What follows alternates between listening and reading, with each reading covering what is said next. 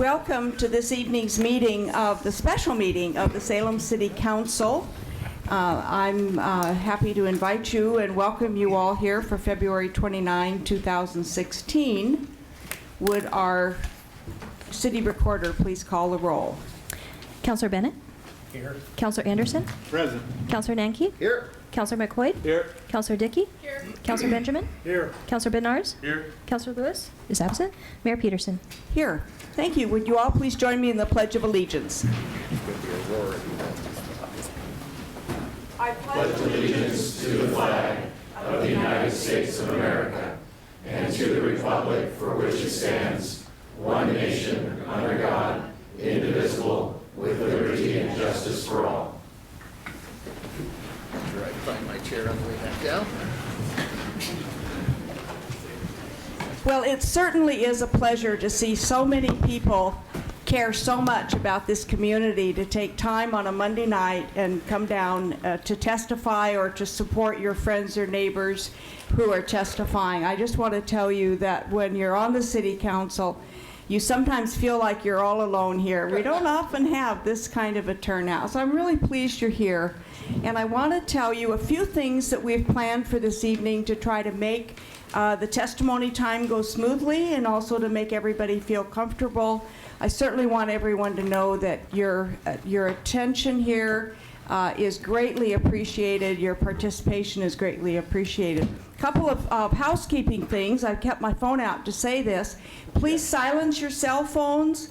And if you want to have a conversation on the cell phone, please remember to move outside the chambers.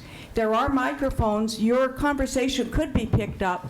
You might become the entertainment for the evening, and I don't think you really want that. So put your phones on silent and tuck them away and feel comfortable to move outside if you want to make a phone call. Otherwise, try to keep them away.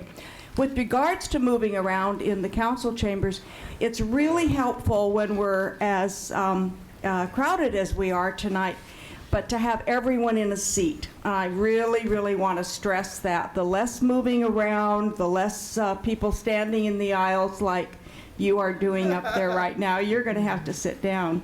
And so we want to try to keep the aisles open, keep the fire marshal happy, keep everybody comfortable, and most of all, really want everyone to feel like what you say tonight is important to us. Your taking the time is crucially important. The decisions that will be made about a public safety facility, a police facility, need to be the community's decisions. So I'm just heartened to see so many of you here to help us make the decisions that we have to make. So with that, I would like to draw our council president, Steve McCoyd's attention to the fact that we need an approval for a special meeting agenda. But this is a different meeting this evening in that the only subject is the police facility. So we're going to do things a little differently. The first thing we're going to do, you can take your pencils, counselors, and you can cross yourselves off on 1.2. We're not going to have council comment. Yeah, I know, or city manager comment. We just didn't mean to put that on there, and we forgot to put that on there. As far as the public hearing then, once that starts, we'll use both podiums. And this evening, we would like to accommodate absolutely everyone or as many people as we possibly can by 10 o'clock. We're going to probably lose our energy by 10 o'clock. But in order to do that, I've asked counselors to hold questions rather than questioning each person who comes to testify. We'll simply receive the testimony, and then at the end of that testimony will be the time for our counselors to ask questions of staff, to ask questions of the police chief, of the architects, and if they want any clarification at that point of points that have been raised through testimony, then they can get that clarification with the staff at that time. So we're hoping that that kind of moves things along a little more quickly, and our other goal is to really make everyone who comes to testify to feel comfortable and feel welcomed and feel heard and appreciated. So with that, I'll turn to our council president, and ask for approval for special meeting agenda motion. Thank you, Madam Mayor. I move approval of the special meeting agenda with the deletion of item 1.2, council and city manager comments. Second. Thank you. It's been moved by Councillor McCoy and seconded by Councillor Nanke. Is there discussion? All right. Oh, thank you. All those in favor of the motion signify by saying aye. Aye. Opposed, say nay. Motion carries. Thank you. We will now open our public hearing with a staff report, first of all, from our city manager and Steve Powers, and he will kind of lay out how the process will go. Thank you, Mayor. Madam Mayor, may I? Yes. I had a I'm statement sorry, I you wanted to have a read prior to statement. opening up of the public hearing. I want to declare an actual conflict of interest because one of the options being discussed for the proposed police facility is owned by members of my family. The property I'm referring to is located immediately to the south of the library and is known as the Commercial Leslie site. I do not personally own the property. All right, thank you. I'm going to ask everyone to please take a seat. So you gentlemen are going to need to find seats or folding chairs in the council chambers. Thank you. Thank you. Tonight is about public comment and public testimony to help set some informational context for council and for the public prior to hearing the testimony. Staff will be providing a short presentation. We have our full staff and consultant team here this evening, but to keep the meeting moving, two people will have speaking roles. One will be Chief Jerry Moore, and second will be Jake Davis from the DLR group. Chief Moore has been with the department since 1979, became chief in 2005. He knows the department, having worked in all 5 divisions. Jerry will be providing a brief overview of the department's current facility and how we got to the point we are at tonight. That point being considering a substantial facility that will serve the department and the community for decades. Jake Davis will be summarizing facility and site information, why the square footage, how should the city plan for growth. Jake is a recognized expert in the design of public safety facilities, having consulted and helped design public safety and justice buildings in 9 states. Chief Moore will then close the presentation portion of tonight's meeting with a discussion regarding the consultant's recommendations and considerations for council. We look forward to the public comment regarding the facility and to the questions that the mayor and councilors may have at the conclusion of the public comment. So, thank you, and Chief Moore. Thank you, Steve. Mayor, Councilor, Jerry Moore, Chief of Police. I appreciate everyone being here tonight. The public support from almost everyone in this room, I believe, regardless of their position, on the fact that the police department needs a new facility is very much appreciated, and anyone that's toured our facility certainly understands why. So I appreciate everyone being here. You know, for those maybe newer to council, this police facility has been a council goal since 2007. And I certainly appreciate all the members of council that have looked at that over the years and tried to move it forward. I certainly won't rehash our current condition. I know Jake will be talking about it, but we have a lot of challenges where we currently are. Space is the number one. Security, safety, space for our officers, locker rooms, parking are just a few of those. So we certainly have challenges I think everybody is aware of. I believe it's important that I cover a little bit of history of how we got where we are today. And I will tell you in advance that one of the major topics I'm going to discuss as we move forward here is the size of the facility, because I know it's certainly a hot topic in the community, but I want to let you know how we got here as we move forward. In 2007, which is when the council made this a goal, the city hired Berry Architects to conduct an in-depth study of our current police facility, similar to what the DLR group has done recently. The result of that study in 2007, which was conducted, as you might know, it was about 10 years ago, was a recommendation to build a facility 111,000 square feet. Interestingly, I won't go into all the details, but that study also indicated that by 2030, they believed that the police department would be staffed by 291 officers. So they clearly recognized that there was going to be growth in the department and for the city. Following the results of that architectural study, a group of city employees got together and recognized that they thought that the 111,000 square feet might be too big to fit on the Civic Center campus.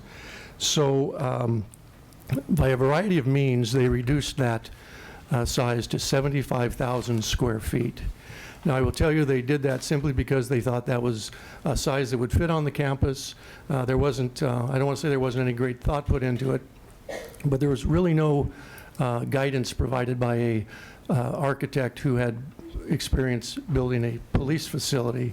And I think what they really did was they took away some rooms, reduced some cubicle sizes, and probably eliminated a lot of room for growth. And so basically that size estimate was created simply because they thought it was a size that might fit on the Civic Center property, which is what we were looking for at the time. Now, I tell you that story because I think the mythical 75,000 square foot building has been commented on many, many times. And I will tell you that it was created by city employees, and so we are the ones to blame for that, the fact that that number's been out there. We believed that it was something that would be palatable for fitting on the Civic Center campus, and that was what was has gone forward on many, many occasions as the size for a police facility, and that has taken root a little bit. In 2011, we participated in the Sustainable Cities Initiative through the University of Oregon. And while that initiative looked at many, many different projects throughout the city, one of them was for the students to determine whether a 75,000 square foot facility could fit on the Civic Center campus. That task was given to the group of students. They were, they came back, I think, with 29 or 31 different ideas of where the police facility might fit. And once again, I want to point out that their project results were not necessarily a recommendation for a 75,000 square foot facility, but they were actually derived by the size that we provided to them. And as you know, that concept resulted that project resulted in a concept where we would change the face of the city hall. We would do seismic upgrades. We would build the police facility. We would renovate the parking structure. And as you know, that we've since moved on from that project, and that's where that came from. In 2014, the mayor appointed a blue ribbon task force to explore options and goals for a new police facility and to report back to council. That group met for several months, and I will tell you there was a great discussion, public input, and a variety of ideas were bandied about, and I thought it was a great group of individuals to get together to look at the situation. During the course of that task force, there were two architectural firms, the DLR Group and the McKinsey Group, which both testified to the task force. And I tell you that they were there as invited guests to help us out, but I tell you that because both of them, independently on different nights, indicated that they didn't believe the 75,000 square foot number was going to be adequate, and estimated that it would be closer or over 100,000 square feet at least for the new police facility. At the final meeting of the task force, as they concluded, they indicated the city should pursue a bond measure for a police facility only. The new center should include 911 and our emergency operations center. The facility should be centrally located as possible. The cost of the facility should be within the current range of cost per square foot of recently built police facilities as determined by the, to be appropriate by the architectural consultant. And the final recommendation to the city included to hire an architect to develop a design and size for the new facility based on a functional analysis of our current operation and assist in site location once a design had been developed. The DLR group was selected and conducted on-site interviews, as many of you know, they were with our operation for at least 4 days conducting interviews. They developed a program based on what they found there and their experience of building over 50 police facilities throughout our country. They also evaluated, in conjunction with their partners, 30 potential sites throughout the city. And the final recommendation has been whittled down to 2, which we have before us today. So with that, I'll turn it over to Jake for just a moment to talk about those findings. Well, thank you, Chief. Jake Davis with DLR Group. And I should mention that in addition to the 50-plus police facilities the DLR Group has completed, I've worked on about 20 more in my former career, and we've worked on about $3 billion worth of other justice facilities, courthouses, and so forth. The cornerstone, really, of the process that we used here in Salem is to do kind of what we call sort of a deep dive into the police facility and to really understand operations, hear really what people do, not only hear what people do, but see what people do. I attended ride-alongs, walked through spaces, sort of walked in the shoes of the folks here. And as Chief Moore has suggested, it's not just a matter of hearing what people say, but it's actually measuring that against national standards. It's measuring it against our own experience working with other like facilities across the country. So we did this study. We spent a good deal of time in the existing facility, and actually, yeah, if you don't mind, Alan, the existing facility is about 28,000 feet on the lower level of the Civic Center here, but it comprises, the police department in total comprises about 48,000 square feet of space that is spread throughout not only the city of Salem, but the whole region here. And so you have 28,000 square feet or 26,000 square feet here. You have the dispatch center, you have the property control unit, you have personnel divisions, SWAT and so forth, crime lab that are currently located off-site. And one of the challenges with that is just finding a level of operations. I think the other thing that's very striking about the existing facility, and as sort of an outsider to the community, one of the things that I'm very impressed with is sort of what high regard this police department has held within this community in a changing time in the national scene, and that's an imposing statement, but against the backdrop of a facility that from a sort of public interface perspective is really lacking. And it's lacking in terms of the warmth to come into a facility. It's lacking in terms of opportunities to have privacy and kind of conduct unfortunate business that tends to take place within police departments in a way that protects people's anonymity and creates a scenario where even in happier times, people can have community meetings and things like that in those spaces. So those are some overarching impressions that come into play. And I think the next image, talks a little bit about some of the office workspaces. And while we've been in a time of growing technology, the advent of a number of specialty units like the domestic violence unit that has been created within the police department, these kind of workspaces are not conducive to that sort of thing. And there are a number of specialized spaces within a police department. When people are brought in for interviews, when crimes take place, it's important that those people are separated from one another, that victims are separated from perpetrators and so forth. Those opportunities really do not exist within this facility, and there are special accommodations that need to be made for them. So that underlays a little bit in the next slide about the program, and I think a lot has been made about the recommendation of 148,000 square feet for this facility. And I think to put that into a little bit of context, I think one thing that's important, Chief Moore pointed out that there was a study done in 2007 that pointed to, I think, a future cast of about 135,000 square feet. It was 111,000 square feet in today. And I think that to put these past experiences into their proper perspective, they were not done based on a high level of past experience and expertise. The other thing is that, so there were factual differences, but the other thing is that there was a methodological difference. So in other words, in the method that we use to put this together, this is a list of spaces, but they have to somehow at some point turn into a real building. And to turn them into a real building, we put what we call departmental grossing factors and building grossing factors on them. The departmental grossing factors to deal with the spaces in between workstations and offices and so forth.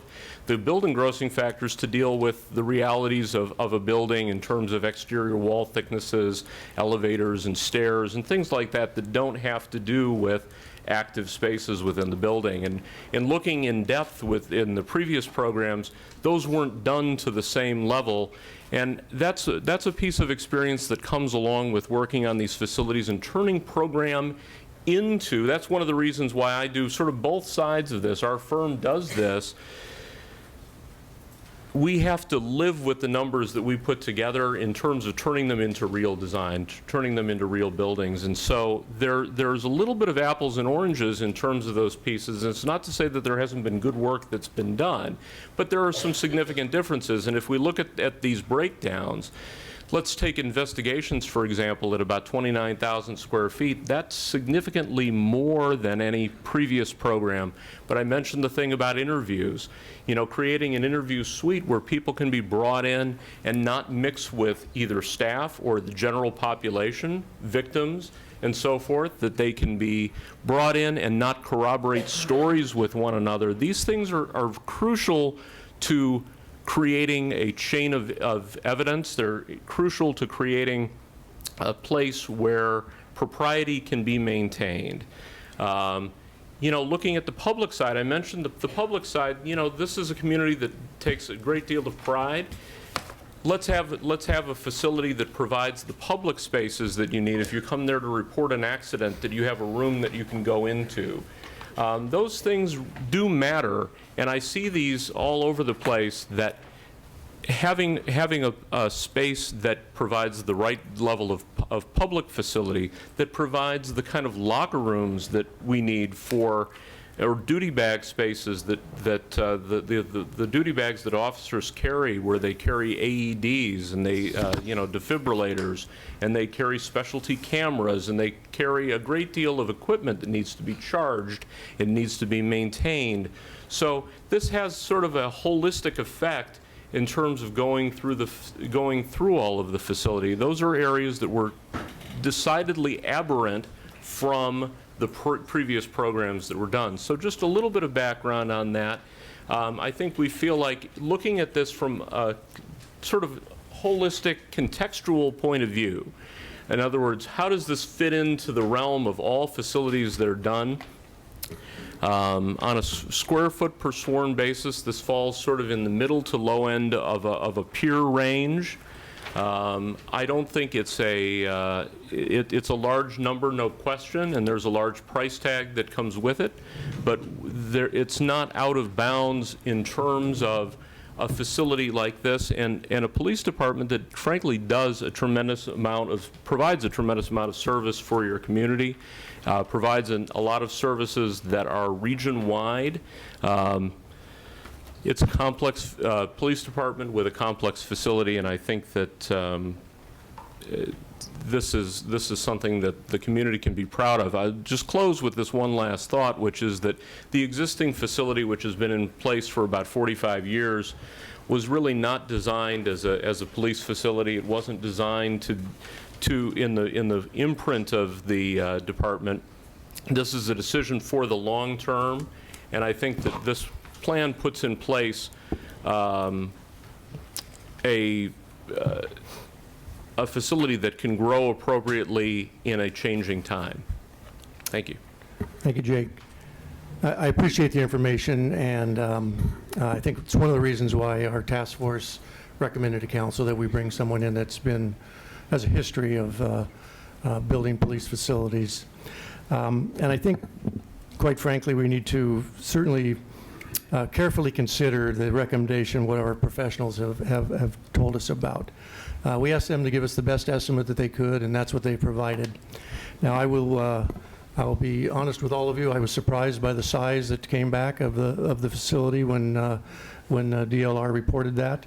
But they are clearly professionals who do that kind of work, and I certainly do not have that expertise. So I think it's important that we certainly listen to what the people that we asked to tell us what we should do.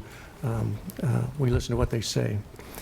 I believe it's also important to focus on the fact that, as Jake said, we've been in this building for 44 years, and we would probably be fooling ourselves to think that we're not going to be in the next one for a like amount of time. This current facility was not designed appropriately when it was built. It was, I believe it was when it was staffed in 1972. It was probably full at that time, and there was little room for growth. And I think we see the results of that today with what our organization deals with on a daily basis. And I think if we don't account for growth, I think we're certainly going to doom ourselves to exactly what we have here today. So I think some growth is certainly important. You know, there's occasionally been discussions about building small and then adding on to it. And while I'm not a professional architect, I've had the opportunity to talk with police chiefs and police architects at trade shows, and I can tell you I haven't met one that says we should build small and then try and add on at a later date.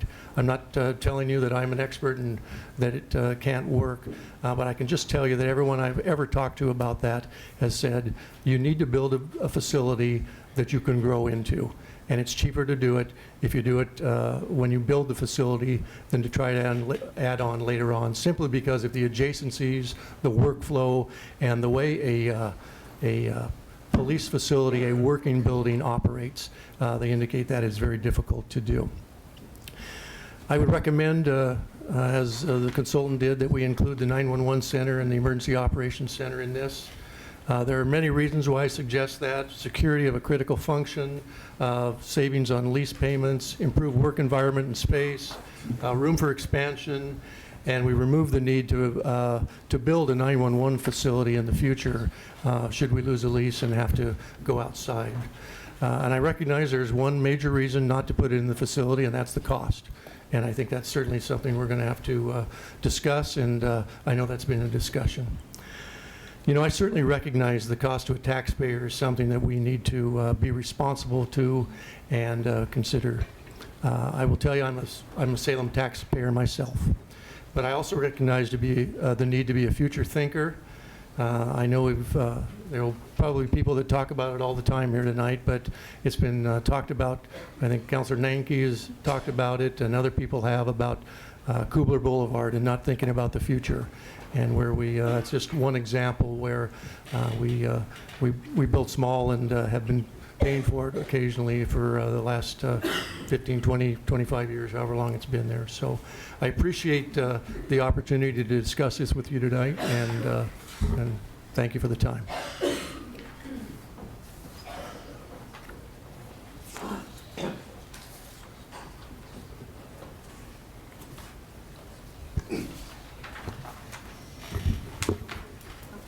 All right, thank you so much, both to the chief and to Jake. Thank you for your presentation. I will start actually calling on people in a minute. There are a couple more things I wanted to share with you with regard to our tremendous emotions that we all may feel tonight for what we have to say or what other people may have to say. I have to remind everybody it's Monday night, but it's not Monday Night Football. So we don't actually allow applause or cheering or jeering. So try to remember that. We really try to keep it very, very peaceful in here. You may find that several people who testify before you have already said what you came to say. If that's the case, feel comfortable to go to the podium and say, several people have already mentioned what I came for. I just want to be counted as, you know, for this or for that, and you don't have to give your full testimony if you don't want to. You're certainly always invited to do that. And testimonies will last 3 minutes. At the end of 2 minutes, the amber light comes on, and at the end of 3 minutes, the red light comes on. And just out of respect for everybody else, I really am going to be relying on our timekeepers. When the red light goes on, I really am going to ask you quickly wrap up so we can move along. Okay, I think that kind of clears all the housekeeping, and we're going to start, and I am going to call on the first person because of the role he played in the volunteerism of that. TJ Sullivan chaired the Blue Ribbon Task Force, and I'm going to ask him to please come to be the first person to testify, and then we'll simply go down the list of the 2.5 pages. All right, Mr. Sullivan, and everyone needs to identify themselves and say their address or their ward. Good evening, Madam Mayor, City Councilors. My name is TJ Sullivan, and I'm a resident in Ward 4. It was my honor to be able to serve as the task force chair. I would tell you we had a diverse group of people from around the city. A lot of us did not know each other until the first trip down to Eugene to look at their facility. And so really what came out of the task force is really a true community vision. And so one of the things we recognized early on in our discussion was just that building it on the campus here, while it makes a lot of sense in a lot of different realms, was a very contentious issue. And so we decided quickly just to take that out. And, you know, out of these two sites that we have in front of us, the O'Brien site and the site to the south of the library parking, one of them is extremely contentious. And in order to go forward with building a right-sized facility for our community, we really need to move forward with a site that's going to remove a lot of contention, and that's really is the O'Brien site. And so consistent with the task force, I think it would be wise to move forward with the O'Brien site. I will tell you, it would be good to do that quickly, and I think because there's a lot of misinformation that's being pumped out into the public about this facility, about the size, about what the cost should be. And it's really unfortunate because when you begin to share information, and as I've read it, you know, it reminds me of the gentleman who sometimes comes in off the street into my office and likes to talk to himself. And we go through a discussion and we go through all of his points. And when you get to the end, you should be done, right? But as I'm seeing with the arguments about this police facility, the people who are trying to misinform the public, they just go around in the circle. And you knock off each one of their opinions with logic and facts. And then you get right back to the start, and they just go right again in this same circle. And so we have to get out the accurate facts about this police facility. We need to be thinking ahead to the next generation. I started out our police facility task force by talking about Kubler Boulevard, which was underbuilt, and then when we had the opportunity to increase it, we didn't take advantage of it. And now it's costing us way more. There's been tons of accidents. There's been thousands of hours of productivity lost, and it's cost the city of Salem. It's hurt us as a city. If you underbuild the facility now, it's going to hurt us into the future. So don't be the council that underbuilds the facility. Be the council that builds it right, and that future generations look back on and say, they made some tough decisions, but they made the wise decisions, both for then and for going forward into the future.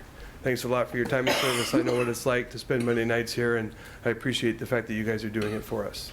Thanks. Great. Thank you. Thank you very much. All right. Waylon Buchanan and Jean Matson. And as I say, you can choose either podium. They're both live and ready to go. We'll try to kind of stage people. The next two are Suzanne Kotzwaller and Jeffrey James.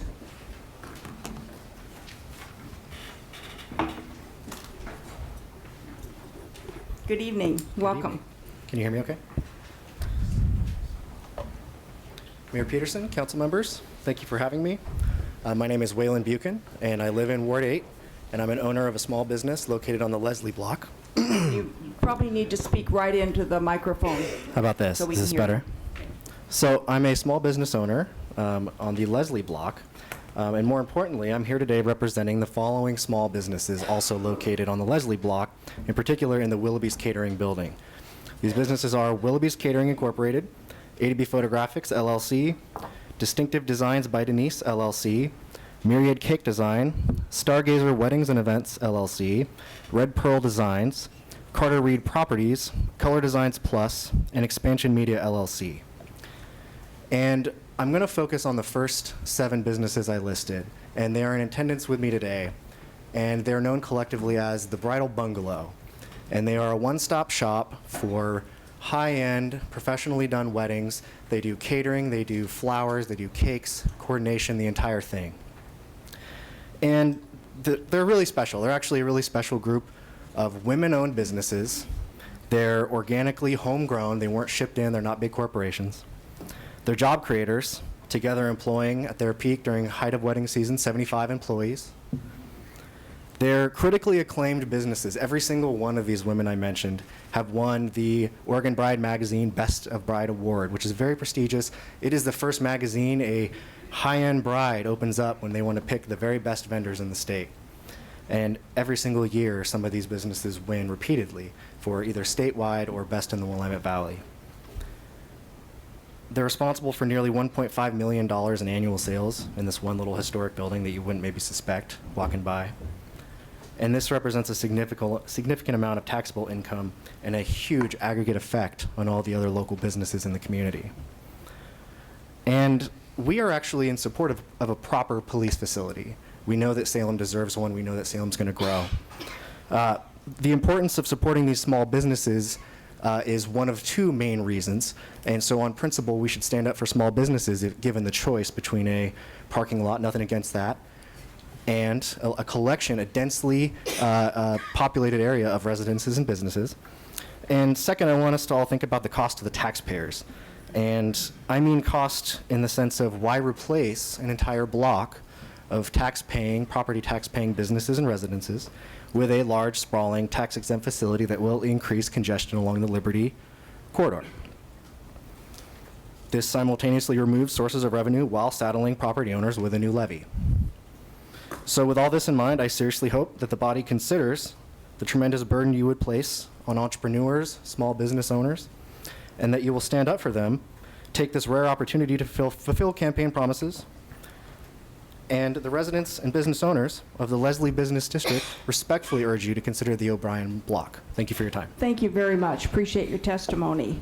All right, Jean Matson, followed by Suzanne Kotzwalser, and then Jeffrey James. Hi. Welcome. Well, thank you for having me. I am Jean Matson. I own the property at 765 Liberty Street, which I purchased in 2005. The home was built in 1911 that I thoughtfully remodeled to maintain all of its original character, as well as adding on a full commercial kitchen for my catering business, which Waylon just spoke very nicely of. Thank you, Waylon. Salem has always claimed to promote small businesses, and I feel by considering our block that that's not exactly saying that you are supporting small businesses. This is a place where there's at least 20 businesses on our block as well as personal residences, and I know a lot of these ladies here who are with me have planned to retire in this building. So I just wanted to tell you a little bit about my business and the other businesses in our building.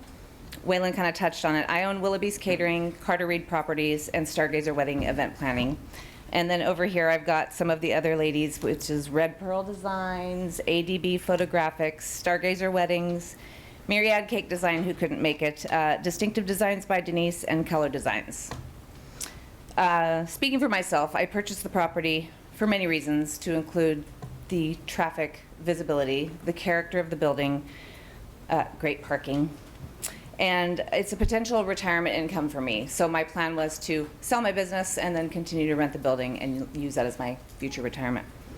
The impact on having to relocate would be devastating to all of our businesses, as well as, well, my business as well as these ladies standing here too. We wouldn't be able to operate without disruption to our income, our employees' income, and our clients' needs. I purchased the home at the top of the market, plus added on a commercial kitchen, which is not an inexpensive thing to do. So with that, with the market as it stands, it wouldn't really allow me, given fair market value for my property, to be able to find another location and build another commercial kitchen as well. So I'd have to close my business down until I could locate another building, build the commercial kitchen. Again, retirement would be suffered by that. I do want to say that all of us really fully support public safety. I'm married to a firefighter. Shannon's married to a police officer. We get it. We understand it. We just don't support putting so many businesses out of business to place it on our property. So hopefully you'll consider our testimony, and we appreciate it. Okay? Thank you. Thank you so much for coming. Okay, Suzanne Kotzwasser, Jeffrey James, and then Jim Shepke.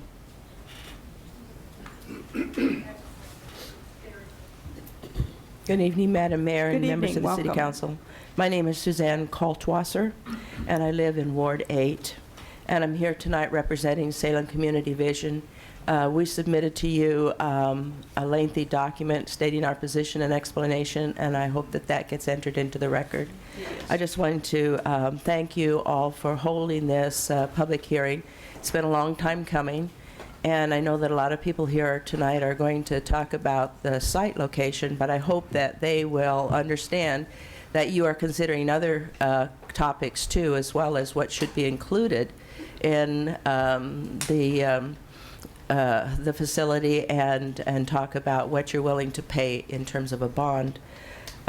First of all, as you well know, but perhaps the public doesn't know, that Salem Community Vision has studied this issue at great length for many years, and we've listened to everything that you've heard, and we've done our own site visits and so forth, and we come to the conclusion that you should ask the Salem voters to approve a $50 million bond measure that would include a fully funding a $30 million police facility at the O'Brien site, along with $20 million for the seismic upgrades to the City Hall and to the library. Jeffrey James is going to explain that in more detail, how we got to those numbers. But I just wanted to say that Salem Community Vision wants to work on passing this bond. We know that the City of Salem needs a police station. We've always believed that. And we want to work with you on developing a bond that the public is going to support. Not just because the police need to have a good workable facility, but because we need to be ready for any kind of major disaster like a potential earthquake. Some people don't believe that the earthquake is coming, at least not in their lifetime, but I know that you're enlightened enough to know that it is coming, and we need to be fully prepared for that event. But we have to be realistic. You've done 2 polls that shown that the public doesn't support a very large bond. And we think that with some practical choices on your part, we can scale down and still have everything that the community needs, and that we can be prepared not only for natural disasters, but that we could also be prepared to have those things that we need, not necessarily all the things that we want moving forward. Again, I'm glad that you are holding this public hearing and that you are listening to people with an open mind to how we can all be successful and move forward so that we can get this police station as soon as possible. Are there any questions? No, thank you very much. Appreciate your testimony. Thank you. All right. Jeffrey James, followed by Jim Shepke, and then Brian Hines. Good evening, Mayor, Council. Good evening. And following on from what Suzanne said, I think we have the dilemma of, as even the police chief has commented, it's going to be difficult to pass a $80 million plus bond measure, and probably many people in the audience here would be concerned about that cost. So I think what we need to do is make an effort to reduce the cost. And so the 81,397,000 will not pass in many people's opinion. So we need to find an alternative, and the alternative is to reduce the cost. And we're calling that the Salem alternative. As Suzanne said, we think we can achieve a $30 million police facility, a $20 million civic center seismic, as we proposed before.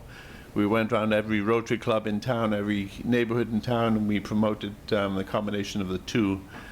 $50 million bond measure, I think, would pass. It fits on the O'Brien site. The city was proposing the 75,000 square feet. If that's not big enough, you can enlarge it, but I think that site has, it's over 4 acres. Rule of thumb is about 100 spaces per acre, 125 per acre. So surface parking is an answer to controlling the cost. And we did a detailed spreadsheet that the council will have copies of this that show the breakdown using DLR's format. Includes everything, including the solar collectors and the inflation and the furnishings and fees, and everything is all-inclusive, $26 million. The key to it is all surface parking, no parking structure. You save 12 million. Limit the size to 75, or maybe if it goes larger, you can use the same unit cost that we came up with, which is $190 a square foot, same as the state police out on Kubler. And include the Civic Center life-saving seismic for $20 million and combined bond measure of 50. This is out on Kubler. You can drive by this. It's $190 a square foot compared to what's in Jake's spreadsheet of 293. So that's about a third of the saving in construction cost. If you want more information, go to our website or our Facebook page, and that tells you more information. Thank you very much. All right, thank you very much. Appreciate your testimony. Jim Shepke, followed by Brian Hines, and then Bruce and Irma Hoffman. Good evening. Welcome. I'm Jim Shepke. I'm here speaking for Salem Community Vision. And I want to focus on something that Suzanne touched on, and that's this survey that was done in January of 2014. It's a poll that was done by what most people consider one of the best polling firms in the whole state in Portland, DHM Research. And this came up at your work session last week, but it was dismissed, and we don't think it should be, because it was a very good poll. It was a poll of 400 voters, and it had a margin of error of between about 3% and 5%. And the major finding is that an $80 million bond measure would not pass in the city of Salem. Only 48% of the people that answered this scientific survey said that they would support an $80 million bond. And if you talk to elections professionals, they'll tell you that if you're not polling at about 60% going in, you're going to lose. So 48% of people said no to an $80 million bond measure. Now, that was not just for the police facility. That was for the police facility and the seismic upgrades to the library and city hall. But people said that that was too much money. Another key finding of this poll is that people were asked, do you want to just pass a bond for a police facility, or do you want to pass a bond for a police facility and a seismic upgrade to the library and city hall? The result of the poll, the greatest number, 40%, said they wanted the full package. They wanted the police facility and the seismic upgrades to City Hall and the library. And this is very key. Only 16% of the respondents to the survey said that they would prefer to construct a police facility only. Now, this poll was done 2 years ago, and I don't know that the opinion of Salem voters has changed much in 2 years.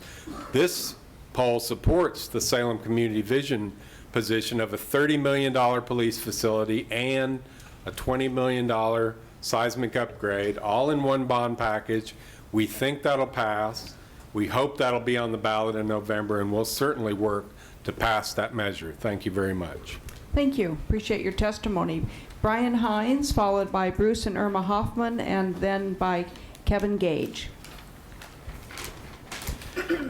Yes, Brian Hines, 10371 Lake Drive, Southeast, Salem.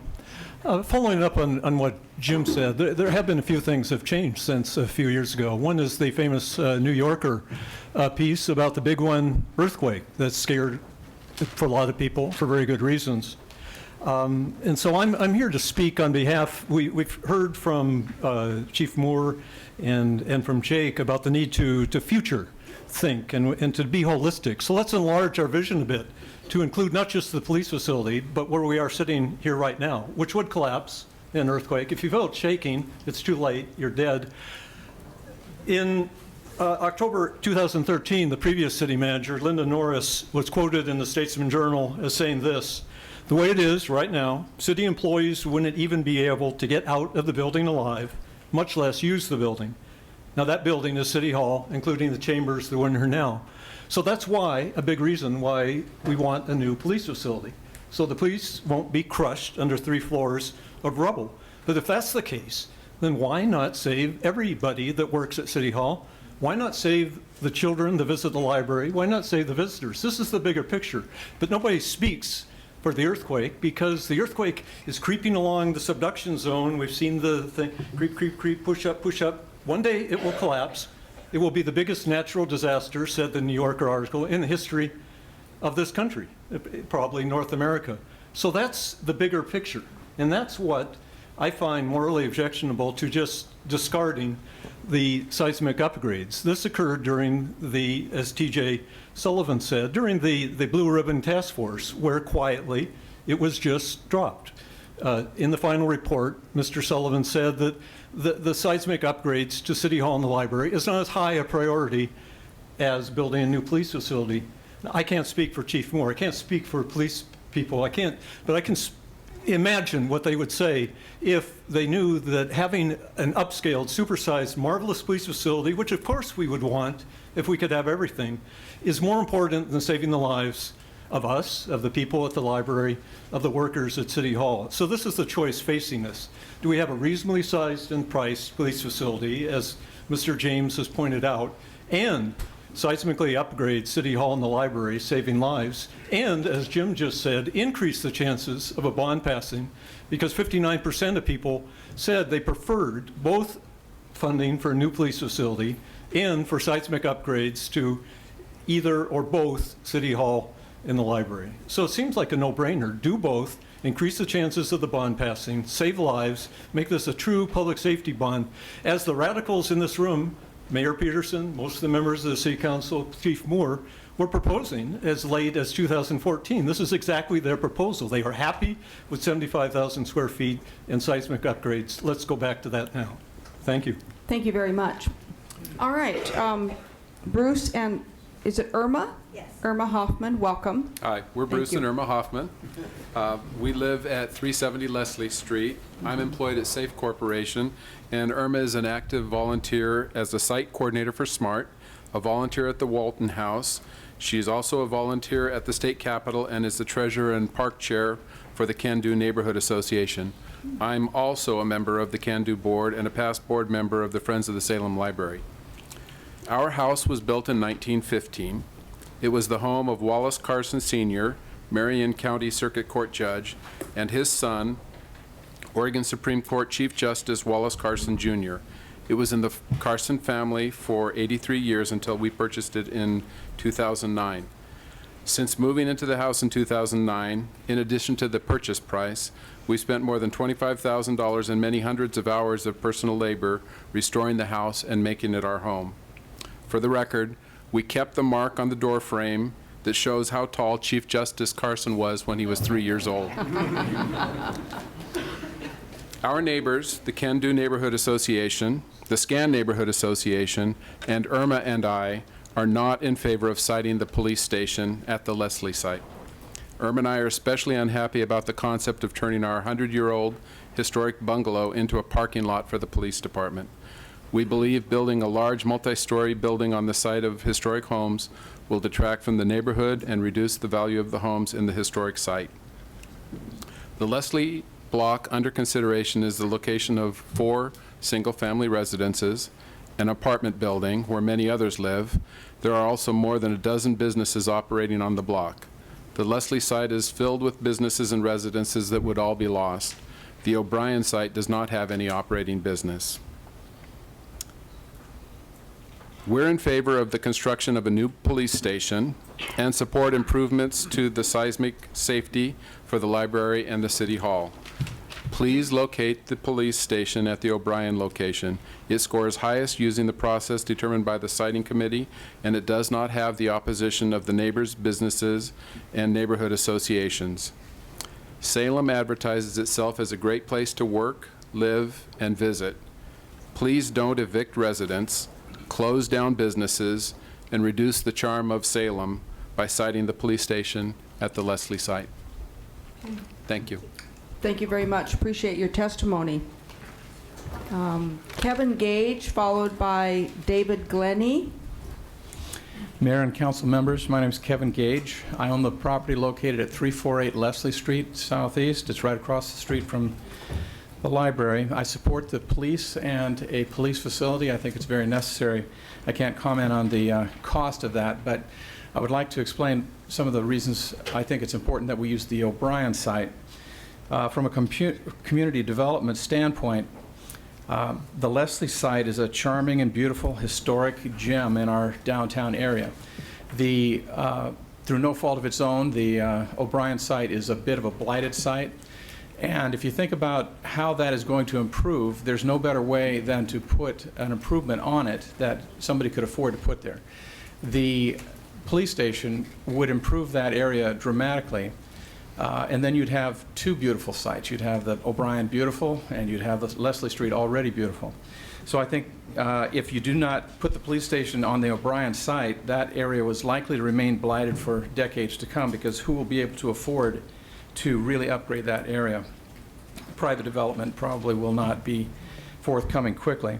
As far as displacement goes, you've already heard that there are 15 to 20 businesses and homes at the Leslie site. And these businesses are thriving, successful businesses. They aren't fringe, barely surviving. They are excellent businesses who are doing very well. Willoughby's is a great place. The music school has burgeoned with students. It's the person there has really improved the property, the owner there.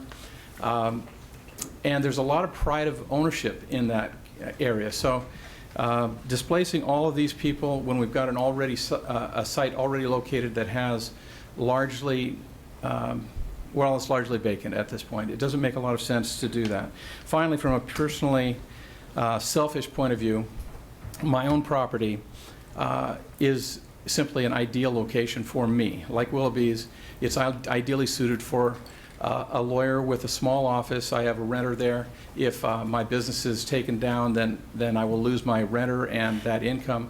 I bought this building in 1992, this 1905 building, with the idea that I would operate there and then until I retired and then get retirement income. There's nothing that the city could pay me to replace the retirement income that I will lose from that place. It's not enough just to get some money and then think I can go out and find another building. It's just too hard to find an ideal building like that. All right, thank you very much. We appreciate you coming down to testify. David Glennie, followed by Victor, is it Donaldson? And then Jacqueline Schindel. Thank you, Madam Mayor. Welcome. Councilors, my name is David Glennie. My business address is 445 Myers Street Southeast. Many of you know I was able to serve here for 4 years between 1995 and 98, and was very privileged to do so. And with regard to the discussion about a police facility, I can remember many, many discussions when I was on council about this very topic. So although 2007 has been quoted, I think it's probably closer to 1997 in terms of it being under discussion. Many of you also know our company's developed 2.5 blocks in North Downtown where the Salem Cinema is, and the other block now with the apartments that used to be the YWCA. We've invested over $20 million in that neighborhood, and others have invested there as well. North Downtown is a success story for urban renewal. It proves that if the city takes leadership and invests in a blighted neighborhood, good things can and will happen, and the tax base will grow. For me, it's inconceivable to think about the city considering investing in this police facility on the Leslie site for so many reasons. The former speaker just addressed one of them, and that is that the O'Brien site for private development will sit for decades, because in Salem you cannot invest enough, or you cannot get a value for what the cost is in redeveloping without urban renewal funds and city help. There are many issues with regard to Leslie that would come to pass. The idea that you could acquire those sites without legal battles in eminent domain is hard to believe, especially with the number of owners involved. And I know from experience that eminent domain is expensive, very expensive, and that it may be litigated for years. So as a practical site for the police improvements, I don't think it's possible. The O'Brien site is flat. It's in an area that needs reinvestment, and I think with the initial North Downtown investment, it makes perfect sense to continue with the city's support of reinvesting in North Downtown, where the ultimate growth in our city core will follow. Thank you very much. Thank you. We appreciate your testimony. Thank you. Thank you.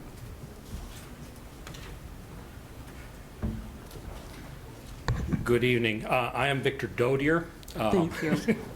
I apologize for mispronouncing your name. My handwriting isn't of the best.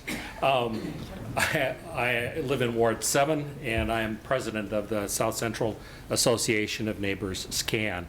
And I'm here today to briefly report that the SCAN Neighborhood Association conducted a discussion of the site options before you and adopted a resolution opposing selection of the Leslie Street site. The reasons we cited: it had the lowest score. It's the Leslie Street site is adjacent to the historic properties in Gaiety Hill. There's traffic congestion, the loss of small business, and also the impact that the facility might have or would have, given the discussions in the draft documents, on parking at the library for the various social and community events that are held at the library and the Laux Auditorium. Thank you very much. Thank you. We appreciate your testimony. Jacqueline Schindel is next. Thank you very much, Madam Mayor, and I'm happy to be here giving the chance to testify in front of this very eminent group. First of all, I would like to say that the NEN board, of which I am a member and have been for a number of years, submitted testimony, and it did not appear in either packet. And it was in support of the O'Brien site, and I was rather disappointed not to see it. We'll double check and make sure that it is there. If it isn't, that we'll get it in there. Okay, thank you very much. The NEN board and I, as a member and as an individual, are very much in support of a new police facility. And we do not feel that we are qualified to limit it to square feet or whatever, when DLR has done a marvelous job, and as taxpayers, we've paid for it. So we are in support of their recommendation.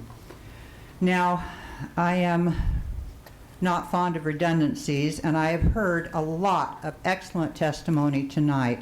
So I am just going to touch on just a tiny bit of redundancy. The Leslie site is simply too small.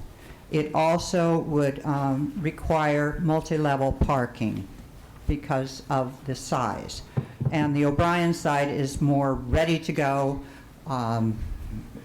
one level. You don't have to deal with grading issues. You also don't have to tear apart 20 properties, cap gas lines, reconfigure water systems, change the entire infrastructure of that block. So it would be considerably more expensive to site it there. Now, the gentleman just before me touched on the library parking issue. If you've ever been there for Sam the Reptile Man, you know that every single spot in that library parking lot is taken. And also with the police facility, it will increase the traffic flow. And women who are carrying babies and pushing strollers and trying to corral 3 or 4 other children just don't need the terrible increased traffic in that area. So to really have the support of the community, I think you can bet that the O'Brien site, as well, from reading all the testimony in here, it seems by far the most popular.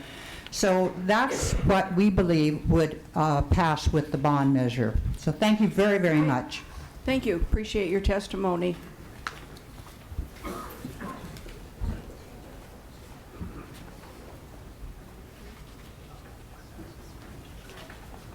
Okay. Dan Clem. Good evening, Madam Mayor and members of council. My name is Dan Clem. I'm a resident of Ward 8. Tonight, as the CEO for the Salem Area Chamber of Commerce, we wish to, representing over 1,240 small and local businesses and over 46,000 employees throughout the Salem area, want to lend our support for the efforts for a police department facility that's best for Salem. Public safety has and continues to be our top priority for protecting people and property. I don't want to repeat some of the other testimony. I have submitted written testimony, which should be part of your packet, but I'll condense this down. We know that there are still important decisions that council needs to make. We ask that you consider the following in making those decisions. 1, plan for the growth of the police department to keep pace with our population and the growth of our local economy.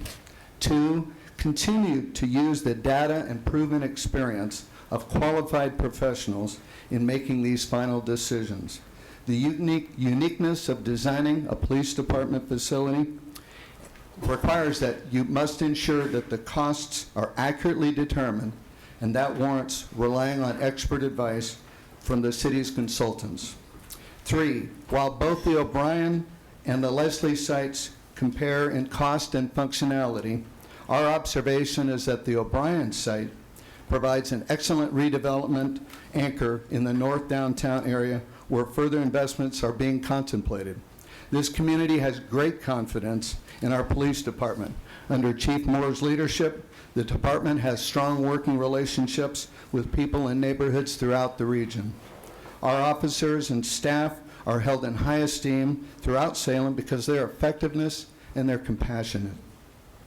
The Salem Area Chamber of Commerce has a history of leadership supporting initiatives that better our quality of life. The proposed police department will be a critical component in improving our overall public safety. We urge you to move this proposal forward for final approval. And thank you very much for taking my testimony. Thank you. Appreciate you coming down and your testimony. I want to make an apology to Representative Paul Evans. Mr. Evans, I apologize. I should have called on you early as a respect out of your title and to your being here. I'm sorry to now embarrass you in front of everybody. But now we're going to give you the chance to please testify so that we do show respect to you and to your office. And I apologize. Sorry, Brian. Oh, I'm sorry, and you're not the only one. See, I knew I would start getting into trouble right now. Oh, brother. Okay. All right. Okay. Thank you. Thank you. Yes, and then Brian Clem will be the next person up to speak. Okay. Thank you, Mayor Peterson and members of the council. For the record, I am Paul Evans. I represent House District 20, which includes West Salem, parts of South Salem, Monmouth, and Independence. And I must confess, as I've been sitting here watching and listening, I remember why I got out of the city council business. I was mayor and a city councilor, and I remember, well, the siting decisions, and you just have a lot on your plate to try to weigh. And it is not my place to tell you the size, scale, and shape of your police facility. I'm heartened that you're taking it as serious as you are, however, and I'm also very interested in what you choose involving the seismic upgrades of many of your public spaces, and I hope to help play at least a small role with that in the future. What I am here today to talk about, however, is that many of my constituents have businesses in this district, and I want to suggest to you that you can learn from Monmouth's mistake. We don't have a lot of historic buildings in Monmouth other than the college. Combination of fires and development that we wished we could undo. And you have a situation here where you have vibrant businesses in an area that I think adds a great deal to your community. And at the same time, you have an area that could be redeveloped in such a way that it actually promotes new development at the O'Brien site. So I'm here actually to ask you to recognize the opportunities inherent in redeveloping the O'Brien site, even if it's $1 or $2 million in the short term more. I think the long-term value to your community just can't be measured in dollars and cents. And I just appreciate the opportunity to share that with you. I stand, as I know Representative Clem does as well, and every member of the Salem delegation, to try to help however we can. And I just applaud your efforts and want to thank you for listening to me and the other members of the community, and just good luck on this journey. I hope it goes to the O'Brien site, and I hope someday to watch it be built there soon. Thank you. Great. Thank you so much. All right. Now it is my pleasure to introduce Representative Brian Clem. Thank you and welcome this evening. Thank you, Madam Mayor, members of the council. For the record, I'm Brian Clem, and I live at 396 Hoyt Street, Southeast, which is in Ward 2. And I do represent both sites in my House district in the Oregon legislature. I also chair the Land Use Committee, where we get all kinds of people in front of us when we try and draw lines at the state level over UGBs, counties, Washington County. It's not a fun job to have to draw a line, because usually somebody's on the other side of the line.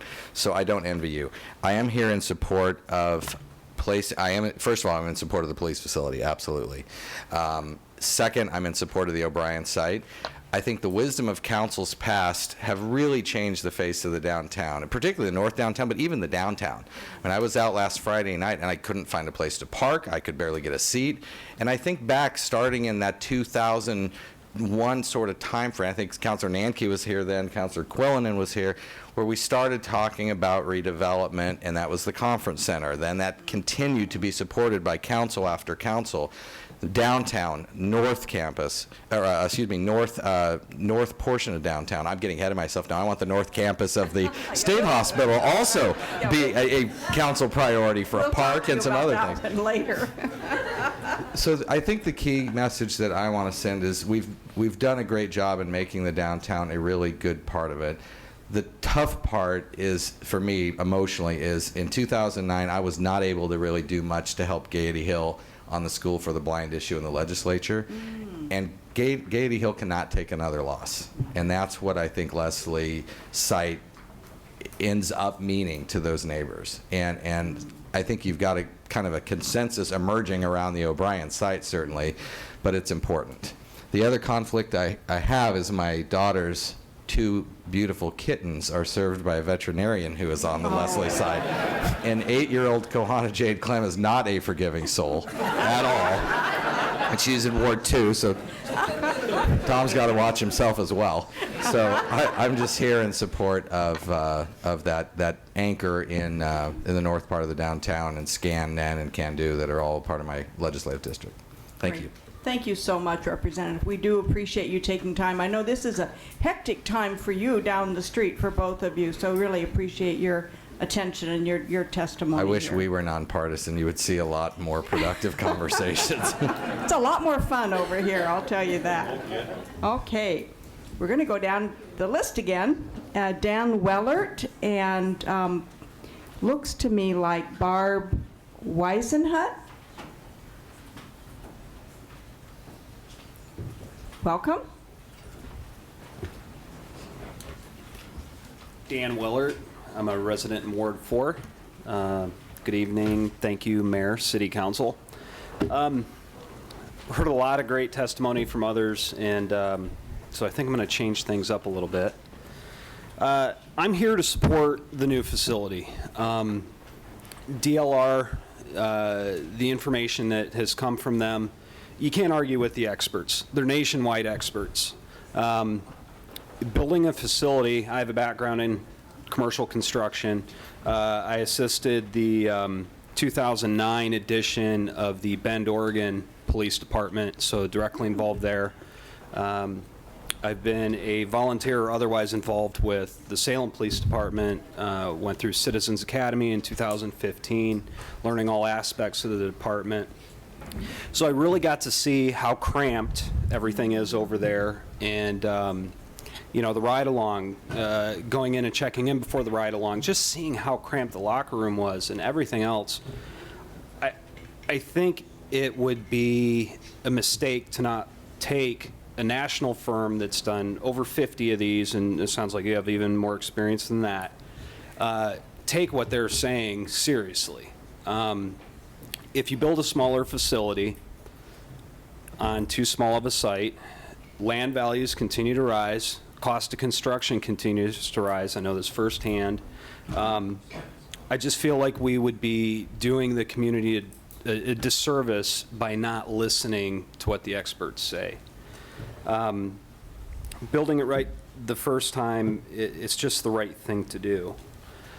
Though, with that being said, I know there's concern in the community on getting a bond passed for the amount that we're talking about right now. With that, though, I think if we were to rush that, it could be a challenge. But I think pushing the facts more, you know, how many calls the department goes on each day, you know, how many warrants are out that they're searching for. I think it's really important that the community truly understands what the department does day in and day out, cramped in this small space. Go on a ride-along. You know, for people that are opposed, go on a ride-along. Go through the Citizens Academy and learn about the department. There's just a lot more to it than what's on the very top. I think you dig a little more, push a little harder, a little more education on what these guys actually do every day. It may open some eyes. Thanks for your time. Thank you so much. We appreciate your testimony. Okay, Barb, I think it says Weisenhunt. Am I saying that correctly? Weisenhunt. All right, welcome. Thank you. I am living in Ward 8 and own a small business that's in Ward 2.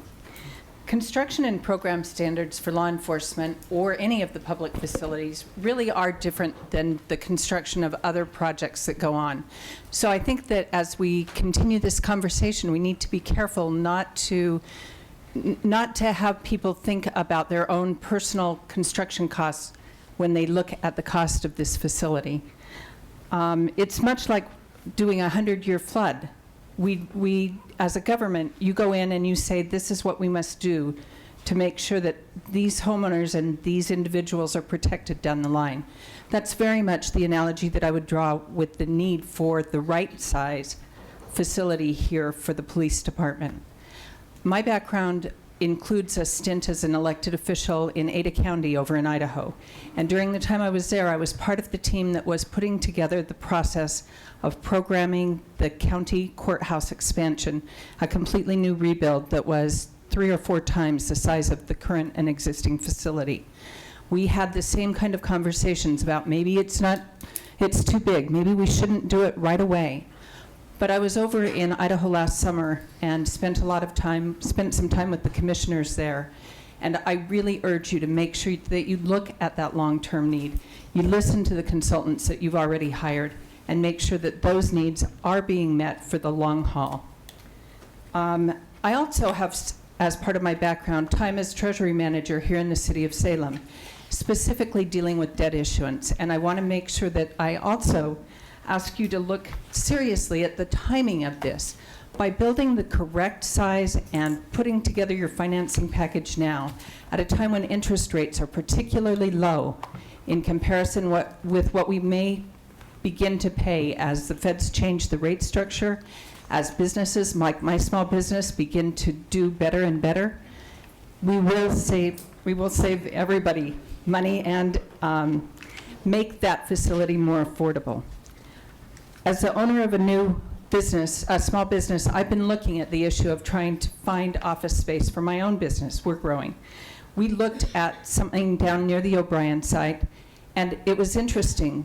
The thing that would most help in that area for us to have put our business there was the police station being located, because there's a sense that the traffic in that area makes it less insecure. All of the people walking, all of the services being provided in that area right now would be a great cohabitation with the police presence that this would provide. No one likes paying taxes, especially me, but this is the kind of project, schools, public safety buildings. Those are the things that we need to go out and make the commitment together to fund, and to fund thoughtfully, and I appreciate your time. Thank you. Thank you. We appreciate your testimony. Barb Heck-Resch, followed by Jim Bauer, and then Brent DeHart. Oh, Barb's not here. Oh, she had to leave. Jim Bauer, followed by Brent DeHart, and then Cassia Quillinan. Councilors, Mayor, City Manager, my name's Jim Bauer. I'm in Ward 7. And I'm also a member of the task force that studied this police facility. We spent almost a year, I think, together looking through a lot of issues related to it. And so much has been said now that I think I don't have to talk about a lot of the things that I started thinking I was going to say. But I wanted to talk about one thing in particular, and that is citizens are going to rely on you to think about value. And I think that's it's an important thing. Everyone, myself included, I wonder, what's value mean? What is that?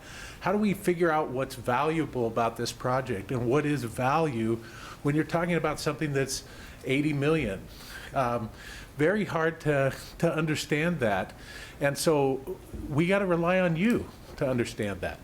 And so in this process, relying on people who are experts is really, really important, because it's the only way we find value.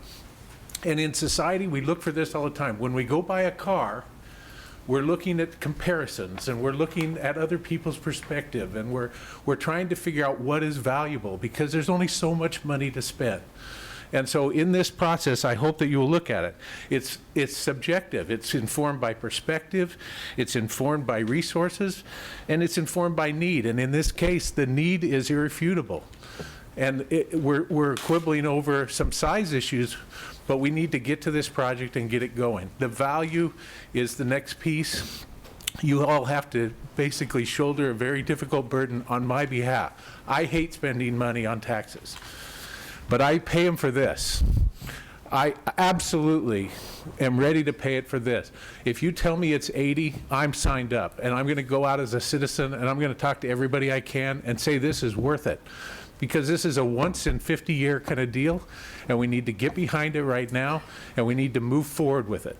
And this is the one where I'll carry the sign, and I hope other citizens in this room will do it, and I hope we don't quibble over a very small difference over when it comes to taxpayer dollars to do the right thing for the city of Salem. So good luck on this. I know you're all people that understand value. I know you understand what it means to represent people, and I applaud you for your effort. Thank you. Thank you very much. Appreciate your testimony. All right. Brent DeHart, followed by Cassia Quillinan, and then David Ergen? No. Yes, thank you, David. All right. David Egan. All right. I don't have it right yet, do I?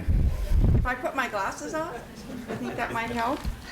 All right, David Egan. Yes, all right. Okay. I still have it wrong, don't I? All right, we'll get it right eventually. Mr. DeHart, I know your name. Welcome. Thank you. Madam Mayor, members of council, thank you for having the open hearing tonight. It's a pleasure to be here. I had the honor of sitting in the seat for Ward 7 before Mr. Benars did. My name is Brent DeHart. I live in Ward 7 still. I do business at 698 12th Street Southeast. You guys got a tough job. And so you do, and the staff does, and then when we put it on the ballot, the public does as well. We have to balance the cost and the size of the facility and the need with what's going to pass. But we can't dispute is the need. It's unbelievable.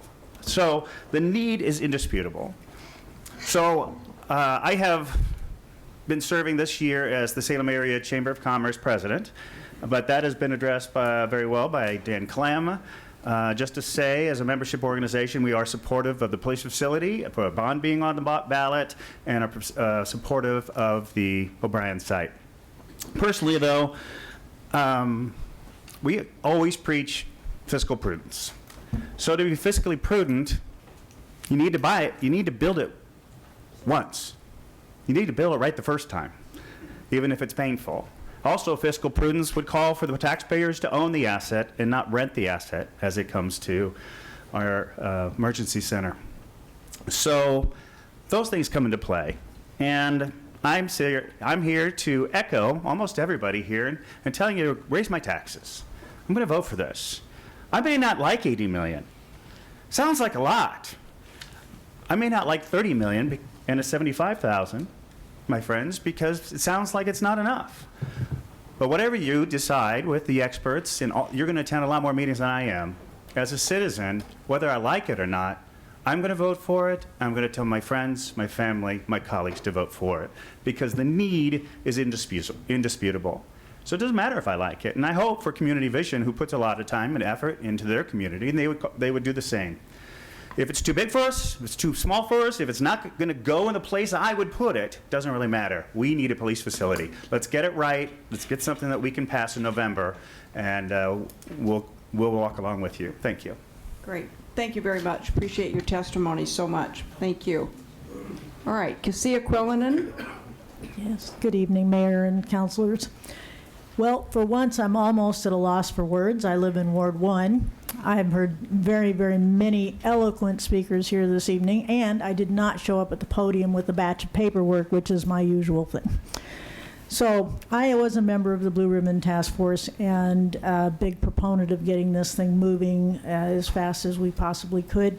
I would say that having looked at the Leslie site and sat through all the other meetings that have come along since then, and the O'Brien site, and participated in finding and trying to locate other sites that were could have possibly been suitable, that right now the O'Brien site is really the best that we have, for all of the reasons that all of these previous eloquent speakers have already mentioned. And I never did think I was ever going to agree with Dan Clem on anything, but more power to you, Dan. So I do have just a couple of quick comments, and one has to do with the size of the facility. I think the size of the facility as it is currently set forth, which includes all of the various components, is probably the correct size. However, I'm hoping that if there comes an issue between size and cost, that there may be an opportunity for to look at the design of that facility and relook at some of the program elements. So, for example, it might be possible to take the 911 center out. That would save us 20,000 square feet. But those are issues that will be determined further on down the road, and will also affect to some small degree the cost of the facility. So in the meantime, I think it's really up to everybody to get the various facts about all sorts of issues out there, including the call center and so forth, out before the public, so the public can understand what the actual choices are.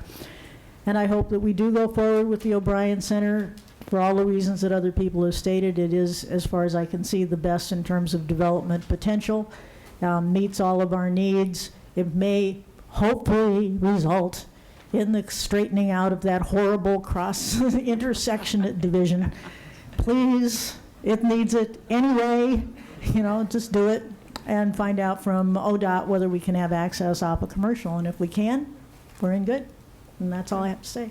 All right. Thank you so much. Appreciate your testimony and coming down. All right, David, you can give me a tongue lashing now. Mayor and Councilor, the name is Norse. It's Norwegian. Engen, actually. Ditto. Thank you. Oh, that's it? All right, that was easy. Okay. All right, then we'll move to Dennis Miller and Joan Stembridge, looks like. Does everybody want to have a little stand-up? Do you want to just stretch for a minute? Let's do that just for a minute. Everyone has a seat. The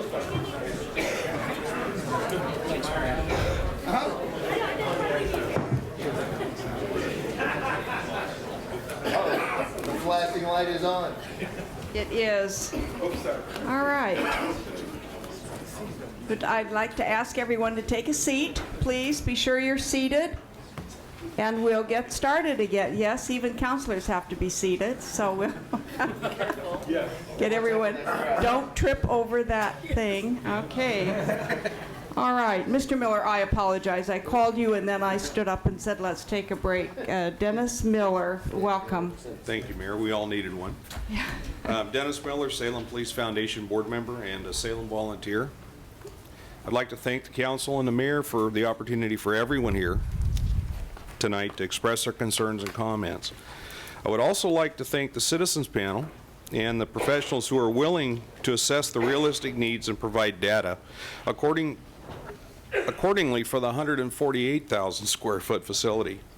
Their clarifying of space requirements using modern models of existing police facilities and relying on the knowledge of experts eliminates our guesswork. As a business manager, I hire an expert to help me make the right decisions and point me in the right direction. If we are going to ignore the expert, then I just kind of suggest why hire them. I feel strongly that the O'Brien site will accomplish the community's goals and with the least disruption to the people of this community. Today's leadership has the responsibility to move forward on a new police facility, and each and every citizen of the community deserves a safe and open facility in which to transact often private requests for assistance. Currently, immediate needs for confidential services are at best lacking. The new facility design encourages interaction with the public. Being a frequent visitor to the current police facility, I agree with many statements and facts already presented. Many previous comments and interviews represent the confined, overcrowded, and outdated space. I agree. The reality is that the new facility will have to last us for 40+ years.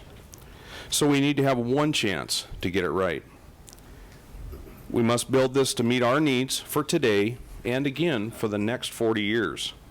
Given the many needs of the public expects from our law enforcement today and in the future, now is the time to make this project at the O'Brien site a reality. I thank you all. Thank you. Thank you very much for your testimony. Joan Stembridge, followed by Evan White, and then Richard, is it Perry? Wait a moment.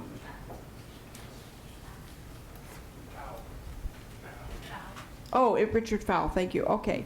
So Joan Stembridge, welcome. Thank you. Thank you for this opportunity, Mayor and City Council. And my husband and I are longtime residents of Salem and appreciate this opportunity to weigh in on this important decision on where to best locate the new police facility. And we've looked over the information, and it seems to us that the O'Brien site, excuse me, is clearly superior to the Leslie site for all the reasons that have been cited so far. And I would like to just cut short my presentation and get down to the primary reason that is most compelling is the argument in favor of developing the O'Brien site and adding to the neighborhood improvement versus if the Leslie site is used, it would be detracting from the neighborhood. And in listening to the presentations here tonight, I think we need to focus on how to pass the bond measure to be able to get this facility built.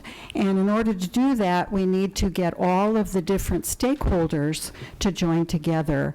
And I'm thinking that if we can somehow add in the idea of retrofitting the library and also having that be part of the discussion so that we will end up having more things accomplished in the end. We will have a new facility, we will be saving the lives of children in the library, and we will also be saving the lives of people in this building. So I'd like to see if we can combine these two ideas, and I think we'll get more voters to pass the bond measure then. Thank you. All right, thank you very much. Appreciate your testimony. Evan White, followed by Richard Fow. Thank you, Richard Fow, followed by Carol Mitchell. Welcome. Good evening, Evan. Madam Mayor and councilors. I am Evan White, and I live in Ward 7. You will recall the disastrous construction of the Marion County Courthouse Square building, where the supporting towers were too small and the concrete was too weak. I attended as an observer nearly all the meetings of the Courthouse Square Advisory Committee. At first, things seemed pretty bleak. People were saying, why throw good money after bad? Let's just throw it, tear it down. The two persons who came to the rescue were Jeffrey James and Gene Pfeiffer, who helped find cost-effective ways to strengthen the building and restore its usefulness.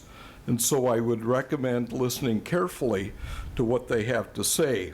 They are the go-to guys if you want to save the lives of city employees and the small children and their moms who use the library. Secondly, I want to say that I'm a bit mystified by the process that has been taken here. I attended also as an observer most of the meetings of the Blue Ribbon Task Force. The task force recommended a facility in the range of 75,000 to 106,000 square feet. Now we have DLR recommending something 50 to 100% higher. I guess I'm confused. I also remember much discussion of the acreage needed for a new police facility. I remember hearing statements such as at least 4 acres. So I'm a bit confused about why council is seriously considering the Leslie site, which is only half that size. I'm also suspicious as to why the Leslie site comes in costing just a teeny bit less than the O'Brien site. Have the numbers been cooked in favor of a predetermined outcome? I want to support the police, but I will not vote in favor of the Leslie site if it becomes a bond measure. I hope that you will try to get more people on your side and include seismic upgrades. City employees, small children, and their moms will both thank you and work with you to pass the bond measure. Thanks for holding this hearing. Thanks very much, Mr. White. Appreciate your testimony. All right. Richard Fow, followed by Carol Mitchell, and then Holly Chamberlain.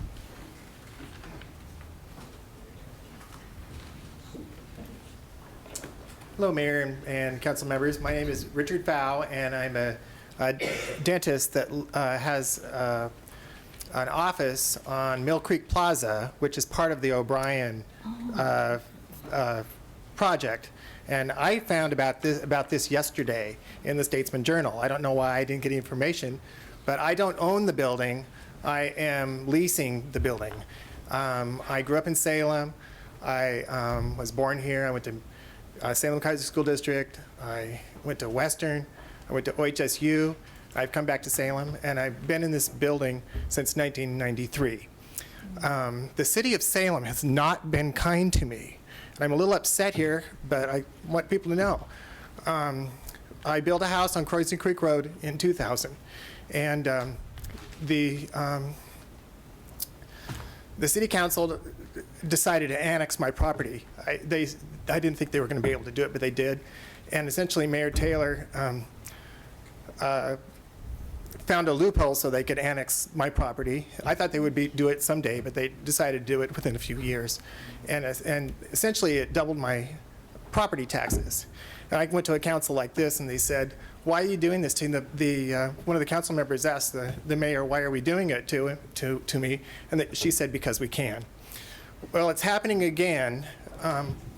My business, I just a dental office. I don't own the building. I lease a space. And so if this happens, I'm going to have to move my practice. I'm not a rich guy. I'm just a dentist. You know what I mean? People think dentists are rich. I just am trying to keep my business going. With Obamacare, life has not been good. It's kind of been slipping as life goes on. But now I'm going to have to find a new space in the city of Salem. It's not going to be cheap. It's going to cost me a lot of money again, thousands of dollars. I just want you guys to consider this, because don't do it because you can. There's a way to do this. The property is built like this. This is O'Brien. My business, which is this building, is Mill Creek Plaza, is in this space. Why don't you just get rid of that space? You have 4 acres. If you're willing to do the Leslie site on 2 acres, why don't you just do it on 4 acres instead of 4.5? Instead of wiping out my business and the attorneys that are there and the financial office is there. We've been there, the building's been there since 1974. I've been there for years and years and years. I want to retire there, but I don't think it's going to happen. I don't know what's going to happen to me. There isn't space that, it's going to cost me a lot of money. You guys, yeah, your rates are going up, what, $9 a month? I'm going to be spending thousands and thousands of dollars to move, if I can find a place. Well, thank you very much. We appreciate your testimony tonight. Thank you for coming down. Carol Mitchell, followed by Holly Chamberlain, followed by Annie Guthrie. Welcome. Thank you. I'm Carol Mitchell, the chair of the Salem Public Library Advisory Board, which is appointed by the council, and we would like to thank you for your ongoing support of the library. I'm also speaking tonight for the library's other 2 support boards, the Foundation and the Friends of the Salem Public Library. We all support a new Salem police facility. We know the need is desperate. The only question is where. We are opposed, all 3 boards, to the Leslie site for the potential impact on the library, which you've heard a lot about already this evening. Need I repeat Reptile Man?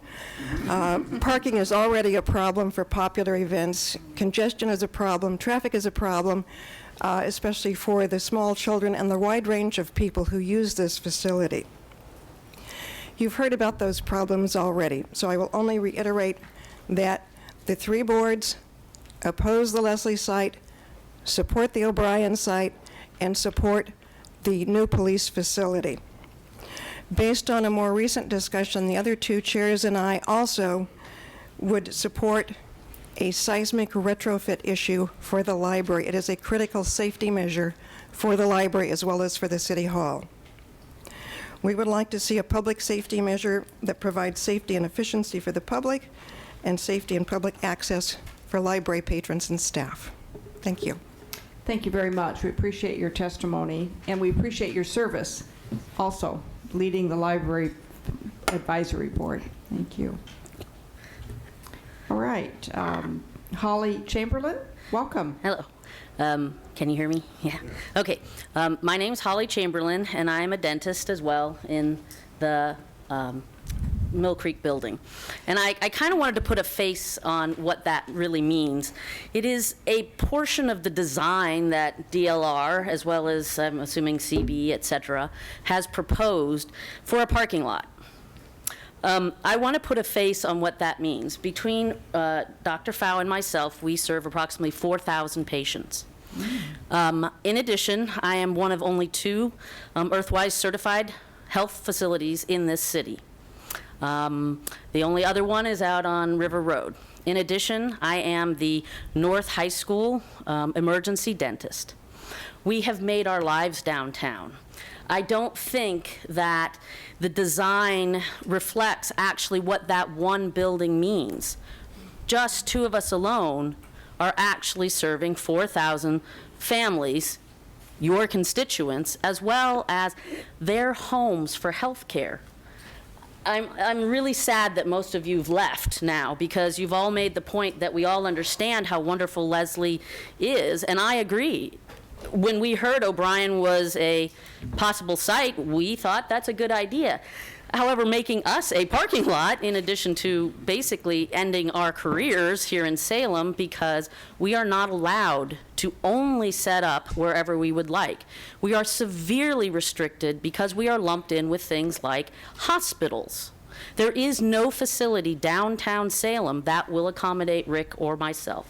So I'm respectfully asking that DLR CB2, as well as the council, consider the fact that maybe the design could possibly be modified so that 4,000 families who call us their health homes, and you all have heard this, Obamacare, et cetera, your health home means a lot to you. How many of you right now would like to switch providers? I got people, God help me, that come from Italy because I'm still their provider. So I'm speaking for them. Most of them are not here. I have a 93-year-old person who walks to my office. You realize what the residential makeup of the downtown area is. It is not most of the faces that are here. It is elderly. It is young people. It is people who cannot afford very much. And so for those 4,000 families that call Rick and I home, I respectfully ask that you reconsider the design to exclude the Mill Creek Plaza, because every time you drive by that and look at that parking lot, I want you to remember the 4,000 people that are not being served. We've been a building for 50 years. I have 6 previous dentists' names on my charts. This is not a small building with a couple of dentists in it. Thank you. Thank you very much. We appreciate your testimony. Annie Guthrie, followed by Cara Kaiser. Council members, Mayor, thank you for this opportunity. I live at 360 Leslie Street. My name is Annie Guthrie. I have lived there since 1991, and before that I lived down the alley across from Willoughby's at 740 Liberty. And this neighborhood is being nibbled from both ends, so I want to support everything that the Willoughby's constellation of businesses is talking about. And my neighbors, Bruce and Irma Hoffman, Bruce spoke very eloquently about that. I agree with everything. But what I would like to say is, I sit up in my little window right across from the library's parking lot entrance. And I see that this library is so vibrant and so important. The library is crawling with children, and a lot of them are Hispanic or Latino or whatever they are now designated. And these kids are so important because they want an education, and the library is doing that. And I'm a low-income senior, low income, but I support the higher levy for these reasons. I do not want this building to fall down with a lot of little kids in it and the police trapped underneath. I want the higher levy, even though it will cost me personally. I want the police to have the facility that they need at the O'Brien site. And the reason that I want that is pretty much the same thing that these other people were saying. And it's not wise to be saving pennies to then have to go ahead and pay more later. So I'm in favor of the higher levy, and I know that's not going to be the popular position, but I really, if it comes to that, I will work the same as that other gentleman said. I will carry signs, I will work and do whatever I can to pass the higher levy, because no sense being penny wise and pound foolish. Thank you. Thank you very much. We appreciate your testimony. Cara Kaiser, followed by Tim Cowan, and then John Hoffmeister. Thank you. My name is Kara Kaiser. I live at 934 Cottage Street Northeast in Ward 1. I'm running for city council for Ward 1, so I've been talking with a lot of people about the police facility, dozens, I think, by my last count, and I just wanted to share with the council what I found talking with people. First, they want the facility to be located at the O'Brien site, like pretty much we've heard all along here. I haven't heard from anybody that has said they want anything else besides the O'Brien site. And it's for all the reasons that people have listed. It ranks the highest, it's unoccupied, it's would be an anchor for the north downtown area. And I agree, I think it would be the best site for the police facility. The people I've talked to about the facility, they are universally against the Leslie site for all the reasons that people have already said. It scores the lowest, it's occupied by long-term businesses and homes. And just displacing and demolishing these businesses and homes is just a bad idea, and people just don't support it. The third thing people have told me about the facility is that they're worried about the $70 to $80 million price tag. It's an increase of roughly $92 to $109 a year in property taxes for a $200,000 assessed property. People's thoughts about the cost have generally fallen into two categories. So there's people who won't support the police facility bond because the cost is too high. And then there are people who will support the bond even with the high cost, but they're worried that the ballot measure will fail. They're also worried about the current civic center and library not being seismically retrofitted or included in that bond too. So after talking with all these people, I'd just like to share with you a few ideas I have for the police facility. First, I would just really encourage you to move to select the O'Brien site and just select it and be done with it. Selecting the site would really calm the nerves of a lot of people here tonight and in the community. It'd set their minds at ease that they won't be losing their homes or businesses. It would also help save money, or at least redirect some costs. Since we wouldn't be designing for the Leslie site, we would just be designing for the O'Brien site. Second, provide more information to the public about the facility cost. It's been clear to me that people want more information. They want an analysis of what they're paying now for the current police facilities and how much they'd be paying for a new facility. Most people aren't going to dig through the city budget to see what that cost is. Also provide a breakdown of property costs for assessed property in tiers. So this is what it costs if it's $75,000 assessed, $100,000, $125,000, $150,000. Instead of that $200,000, most people don't own $200,000 assessed value homes. I don't. And it would help if it was broken down. And then thirdly, consider itemizing the cost of the facility down to chunks. $70 to $80 million is a really big cost for people to consider, especially when they're only making maybe $40,000 to $50,000 a year. But chunking it down into this is what this is paying for, this is what this, it's easier to digest how the facility would be built and the total cost, rather than just kind of putting out a ballpark figure there. So thank you. Thank you. Appreciate your testimony. All right. Tim Cowan, followed by John Hoffmeister, and then Gene Pfeiffer. Madam Mayor, Mr. Cowan will be back in a couple of minutes. Could we just skip him and come to him? Okay. Then that takes us to John Hoffmeister. Welcome. Thank you, Madam Mayor. Madam Mayor, members of the council, and all the distinguished people that are in the audience. And I truly mean that distinguished because you are the citizens of Salem who are making this community what it is. I had the pleasure of serving for the Salem Police Department. I got hired in 1979, just a little bit before the chief did, and I retired in 2008. What I want to tell you is that, first of all, at about 30 minutes ago, probably 6 to 10 police officers went on duty, and they'll be on duty till 6 o'clock in the morning. At 10 o'clock, there'll be another group going on duty, and they'll be on till 8 o'clock in the morning. Day after day, day in and day out, those men and women are going out and protecting each and every one of us. By the way, I forgot to mention I'm in Ward 8, so I'm one that's protected by those officers as well. You have one of the best police departments in the United States, and I can say that uncategorically because I had the opportunity to travel for a lot of different training opportunities in the various assignments that I had at the police department. And I saw across the nation agencies with less training, more problems, and I came home from that so many times, and I had conversations with the chief about this. We're really lucky. We're really lucky we don't have this, that, or the other thing. The one thing I'll tell you that has been a bothersome sort of burr under the saddle for a while is the way the facility is designed. We all know that it wasn't designed to be a police department. It has and still does a suspended acoustic ceiling, just like you see here amongst us right now. we have interview rooms where we put bad guys in there. And the bad guys sit in the interview room, you do your investigation, you do your interview, you got to go outside and do a few notes and so on and so forth. One of the detectives came back one time, opens up the door, no bad guy. Crawled up into the ceiling, so we spent 2 hours trying to get him down. It's little things like that that you have to rely on the experts who come in and do a site assessment and say, this is what a police department needs. You need bullet-resistant walls in some areas because you never know who's going to walk into a police station and start shooting bullets, and it has happened.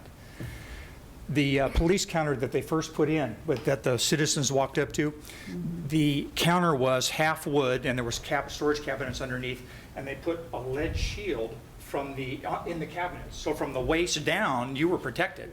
From the waist up, hi, may I help you? What can I do for you today? And so what the instruction was to the records clerks and the dispatchers was, if a shooting starts, duck down behind the counter.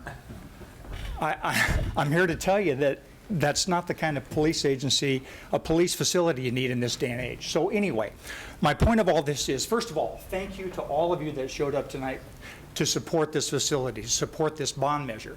Whatever you decide, I guarantee you that the officers are going to continue to do the professional job that they do, day in and day out. They love this community. They love the job. They love working for this man that's sitting down here as well. And you're going to get the most professional job possible regardless of what the facility is. So please do the best you can with what's available to you, and I'll pledge my support as well with in any way possible. Thank you for your time. Thank you. Thank you very much. We appreciate your service to the city of Salem and your testimony tonight. Thank you. Okay, Tim Cowan, followed by Gene Pfeiffer. Welcome, Mr. Cowan. Mayor, City Council, for the record, my name is Tim Cowan, and I reside at 3160 Dogwood. I've cut everything down to two things.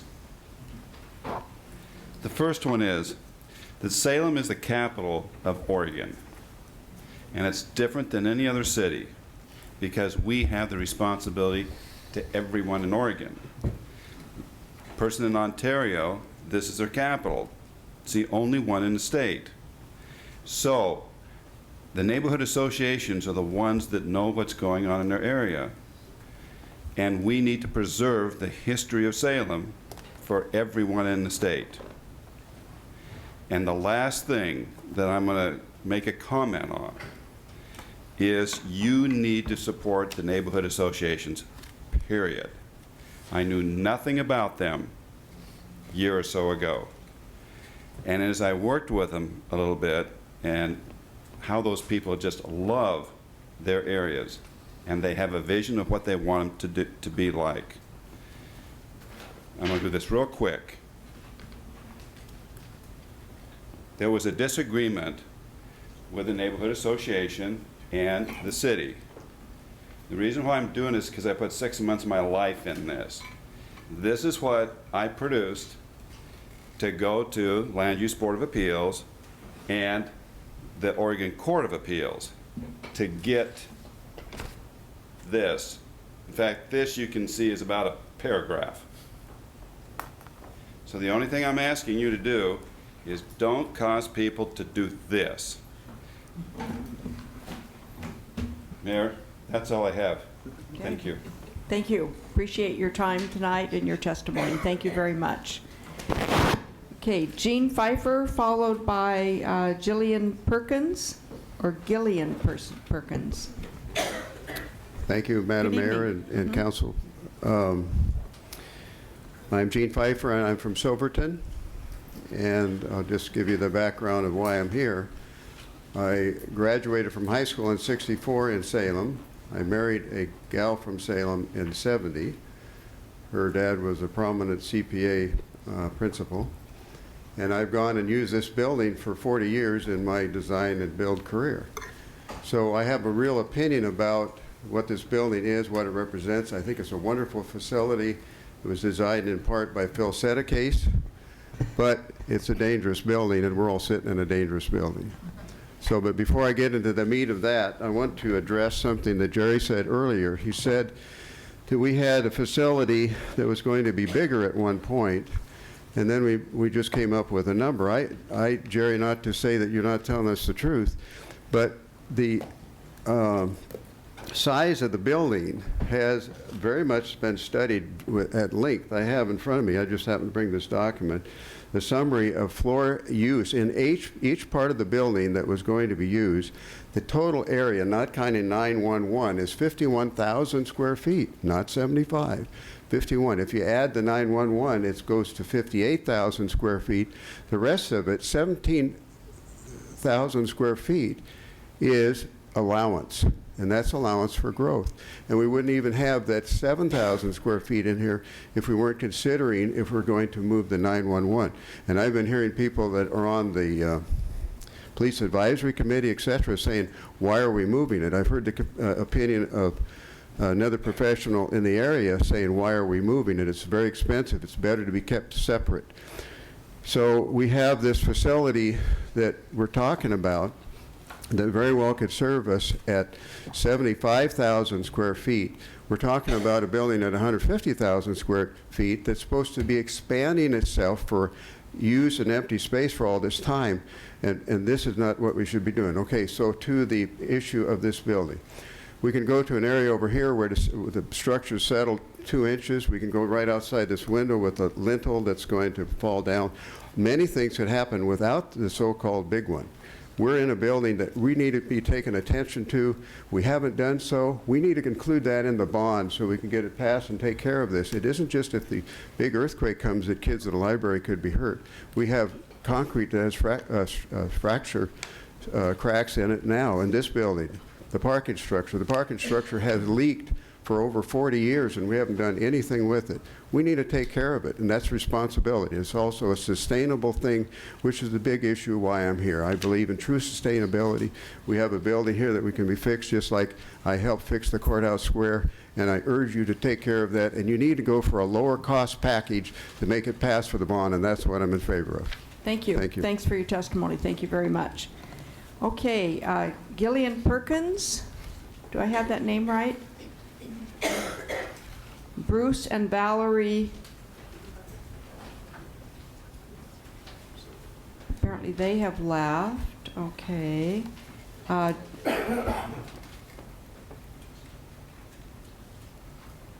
John Podolsky. I'm sorry, it's hard for me to read some people's writing. I do apologize. Followed by Molly Dinsdale and then Catherine Davis. Thank you very much for giving us this opportunity to express ourselves.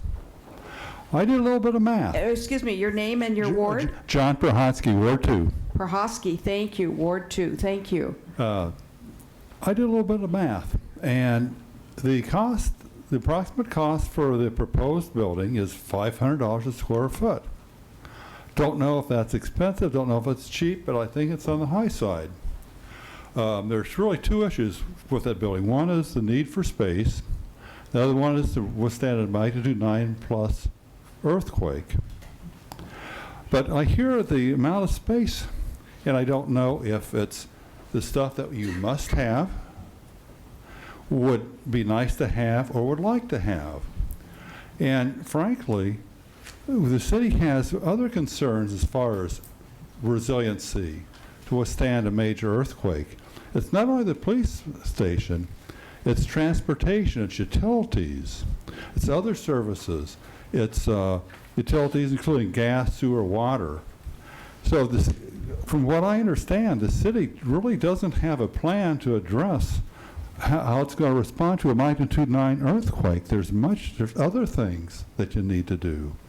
I encourage this to step back and take a look at what's really needed. For instance, cup holders in a car, they're nice to have, but they're really not needed to get you from here to there. Likewise, the radio in a car. So what are the essential things that the public safety building must have? What would be you'd like to have? What's nice to have? You have to go through and do that. I've worked with requirements as an engineer. I understand those trade-offs. I don't know if you have a Cadillac or something that's barely adequate. If you want to build confidence with the public, you have to have those discussions. You have to have their involvement. The people who wear things like I'm wearing, they aren't against it. I'm for it.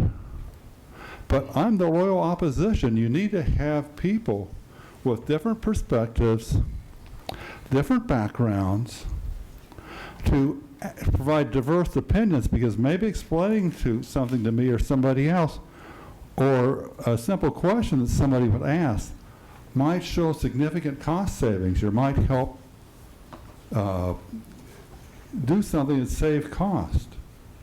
I've talked to people who toured the world after earthquakes, after magnitude 9 earthquakes, and they have a wealth of knowledge. They talk about stem walls and stuff. So there are ways to build buildings at a reasonable cost to withstand earthquakes. You just have to seek out their expertise. Thank you. Thank you very much. We appreciate your testimony. Molly Dinsdale, followed by Catherine Davis, I think it is. Hello, Mayor Welcome. and Council. I am Molly Dinsdale. I'm from Ward 2. And I'm here because I was horrified to read that the police facility might be sited at the Leslie neighborhood. It sounds like that's actually not going to happen, so I don't need to go through everything. But my main thought is just the livability of Salem, which of course affects the business climate in Salem and the whole watershed accumulation of good things that come when you do a sort of big picture kind of analysis. So encouraging that, I'm horrified to think, which I haven't done, that the buildings might collapse on the city workers and the library. So clearly that's something that you all, I'm sure, are going to chew on pretty hard. I know nothing about strategies of passing bonds. I don't know if combining means you have a better crack at it, or if separating them means you have a better crack at it, but obviously it's a pretty compelling issue. So anyway, okay. Good luck. Thank you. Appreciate your testimony. Thank you very much. We appreciate your best wishes. We will need those for sure. Okay, our last person who signed up is Catherine Davis. Is Catherine here? Perhaps? It's Catherine Daniels, and she's gone. Oh, it's Daniels? All right, thank you. All right, well then, that concludes the list of people who had signed up. Is there anyone else in the chambers who would like to testify that had not had a chance to get their name on the list? Yes, all right. Please come to the podium and tell us your name and your ward or your address. And you as well. Okay, all right. We'll let Lady go first. Thank you. My name is Genevieve Sheridan. I live and work in Ward 1. I'm the managing partner of an independent insurance company. Our headquarters is in Morgan Hill, California. I lived through the 1989 Loma Prieta earthquake. I was a kid. I saw homes, 4 stories tall in the street. I also witnessed the rebuilding of pretty much the entire county of San Luis Obispo, where I attended college, after people died in an earthquake. And so earthquakes are very real to me. I'm a parent. I have a 16-month-old. We've been to the library, part of a mom's group that goes there frequently. I did not know that the building was not earthquake safe. In California, we're required to post on buildings when they are not earthquake retrofitted.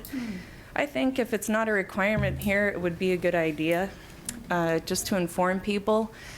The story room on the 2nd floor is really not close to any exits.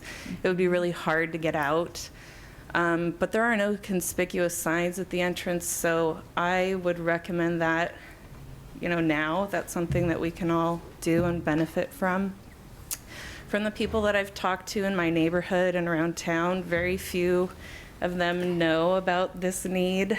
And when they find out about it, they're very concerned and they really want to see change. So I think some more public awareness, actually through social media, could be cheap and effective. That's actually how I was able to get a hold of the position paper written by the Community Vision Group, which I think was really helpful in educating me in a relatively short amount of time. So signage, please, so we can make an informed decision. And thank you. Thank you. Appreciate your testimony. Thank you. Welcome. Good evening. Good evening. I'm David Craig at 445 Leslie Street, just up the block. And Your name again is? David Craig, Thank you. C-R-A-I-G. No, that's okay. My middle name is Peter. It's 3 first names. I am in support of the police and the library retrofitting, and I like the idea, and will be counted among the champions for the $80 million bond. Thank you for your service. All right. Thank you. Appreciate your testimony. All right. That concludes the testimony, and I know that we are watching the clock.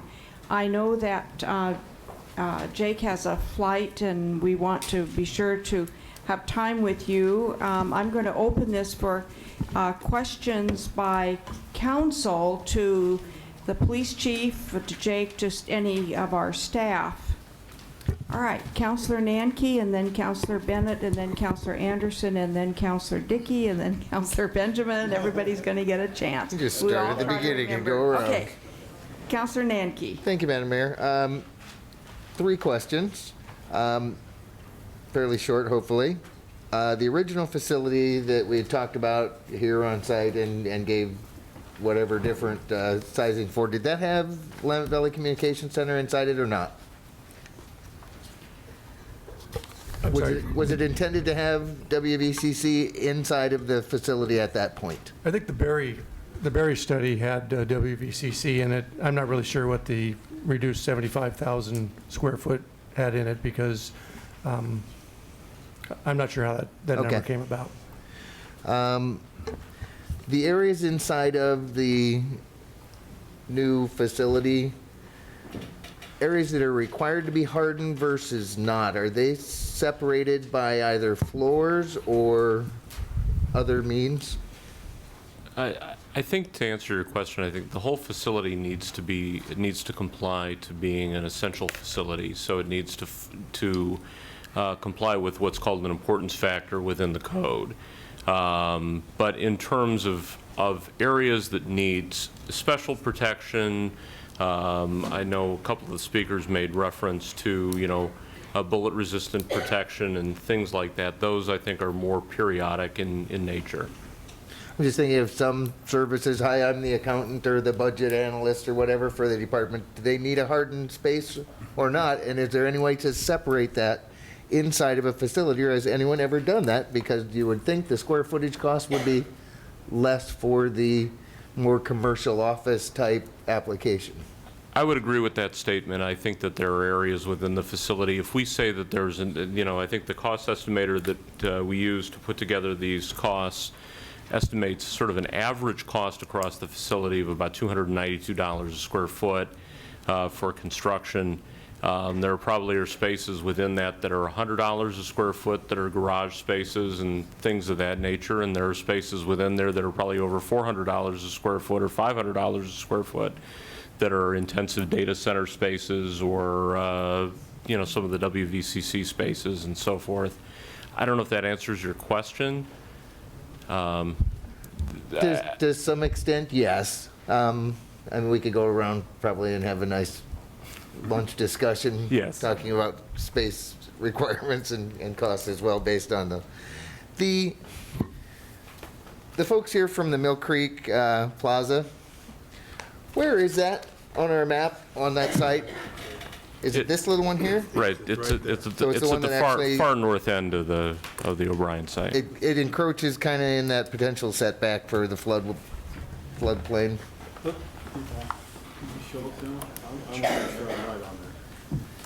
Because there's a large square building and then there's a long rectangular building that's kind of on the fringe.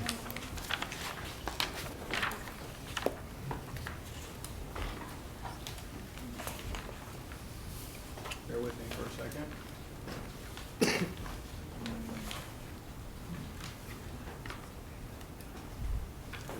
Yeah. So it's kind of hard to see, and I think the folks are still in the room, so they can correct me if I'm wrong, but I believe it's this building right in this vicinity right It's here. not even, I was looking at the other one that's closer, that crosses over the line just slightly to your right. If I might interject, Mill Creek Plaza is not any portion of the O'Brien and/or Delon and/or Lithia sites whatsoever. So when most people are considering the auto parks, they do not even think of Mill Creek Plaza because we have never been part of it. It is an addition. Okay, thank you. That's good, thank you. Okay. Show us. It's right there, okay. That's it. Okay. Okay, so it is. That's where I had it, that was right, that's the right one. Okay. Cool. If I may add just one other thing. Yes, okay. Because people talk about money, and we've been talking about bonding for, I don't know how many years in the Finance Committee as well. But as far as for polling and other purposes coming up, I mean, if you look at right now, well, in the past, we were up in the mid $2 per thousand. We dropped to a low of 86 cents per thousand. We're at $1.01 right now, so that makes math real easy for a $200,000 house. It's $202 a year. We're bonding. If it's a $100,000 house, it's $101 a year. We're talking about moving potentially to 1 1/4, 1 1/2, which we want to keep a line flat forever. So we need to pick that number. So if you have a $200,000 house, it's going to cost you right now $202 a year forever. And these are the projects you will get over the course of your time here in Salem as we lay them out, be it fire trucks, police facility, streets and bridges, some more fire trucks, 20 years or 13 years down the line. Sidewalks. And it's, sidewalk streets. It's all that infrastructure. So when people say, well, it's $80 million, no, it's $250 or $300 a year just forever to pay for those infrastructure needs in the city, because every time that number stays there, it's like they're going to raise my taxes. And as we looked at our bonding and looked to how to add in a police facility, we could still stay at the current $1.01 per thousand, and they would pay nothing more than what they're paying now. So somehow we have to educate people on that number, because well, that's too much to pay for our streets, $100 million or for this or for that. It's how do we take care of our infrastructure, and we really need to get that across to people, because otherwise it's like they think they're going to get more taxes, and they're not. We're trying to keep them the same or slightly raised back up to get to a level that's not destroying the existing infrastructure we had, because we lost a couple of bond measures, 10, 20 years ago, which caused that number to drop down. Then anything we do raises their taxes. So we need to have that strategy and somehow educate people and let them know, potentially inside of some kind of a surveying as well. I mean, we could add in the Civic Center as well and just say, well, we're not going to actually start it until these other two bonds roll off and the money goes down, and we add that in. We talked about it in our current strategy with the police facility now. It's a matter of you pay 0 interest for 15 years and then roll that in. So, I mean, there's a lot of issues with the finances that people don't get, and trying to say, well, this one's going to cost you this much or this one's going to cost you this much. Everything we do is going to cost this much, and we try to keep the place from falling down. So, I'll leave it at that. Okay, Councillor Bennett. Thank you, Madam Mayor. I'm just going to agree with Councillor Nanke on this. We saw what happened where city councils in this town for years failed to take care of our water system. We didn't end up like Flint, because our water is so good, it didn't result in the kind of problems they've got, but we continued to pass water through wooden pipes, and we would every once in a while have a water thing explosion and drown out like we did Pringle Plaza. I mean, this community has to at some point come to grips with the need for infrastructure maintenance. I think Mr. Pfeiffer did us all a real favor just sounding the alarm again. This building is not safe to be in right now. It's just not safe to be here. And if the big one hits, we're all in very deep trouble here. So if you want to watch your city hall collapse and collapse on your employees, continue the kind of action we're doing. This is trying to solve part of that problem at least. And I guess I see it, having seen this city hall built, and I want to check this, because I keep hearing it's going to be decades, it's going to be 25, 35 years, 30 years. This is a 50-year project. We are in this building with you guys for 50 years before this thing will be built, sited, built, and you're reoccupying it. We'll be within a couple of months of 50 years you being in here, right?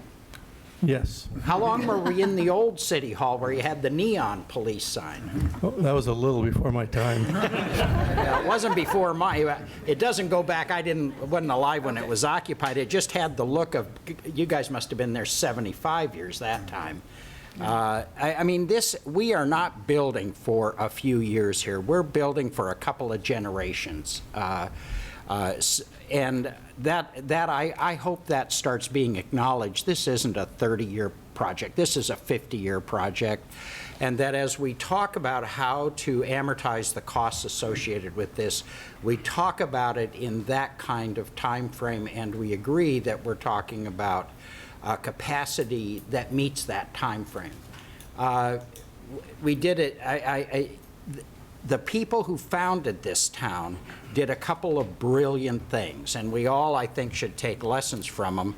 And it was they created a water system we will have for hundreds of years available to us, an excellent, not system, an excellent water source. They actually had the foresight to go out and get more water than we'll ever need, it seems. I hope we have the foresight to house our police department for 50 years. I do think that would help. One of the questions I've got in listening, I wasn't aware of the plaza. In fact, when sort of confronted with, well, what, Mill Creek Plaza? I don't know anything about eminent domain or moving people out or dislocating clearly an important medical facility. I just didn't know that was there. And I guess the question I've got is whether we can redesign this slightly to design around them so that they are able to continue to be there and not turn it into a surface parking lot. I am so compelled by 4,000 patients and being served, being replaced by a surface parking lot, whether that could be resolved so that we're not doing this. I'm sorry this vital service didn't come, we didn't know about it earlier. To find about it tonight was kind of like, whoa, kind of don't want it to be a deal breaker, okay? I think the simple answer is yes. Okay, that we could keep them there somehow. Okay, good. Thank you. All right, I'm going to jump in here. I know that Mr. Davis has a flight. Of any of the counselors that had your hands up, does anyone have a specific question for Mr. Davis that we don't want to miss? All right, quickly. Okay, I'll talk as Counselor fast as I can. Anderson. Thank you. Court reporters are always telling me to slow down. Okay, So hurry up. yes. Okay, Jake, the 148,000 square feet. If you take out the WVC but keep in the EOC, which is you take out the communication center but leave in the emergency operations center. Right.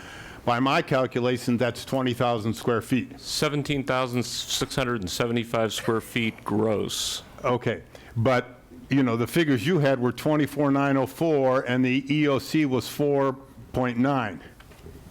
I just got those from your figures.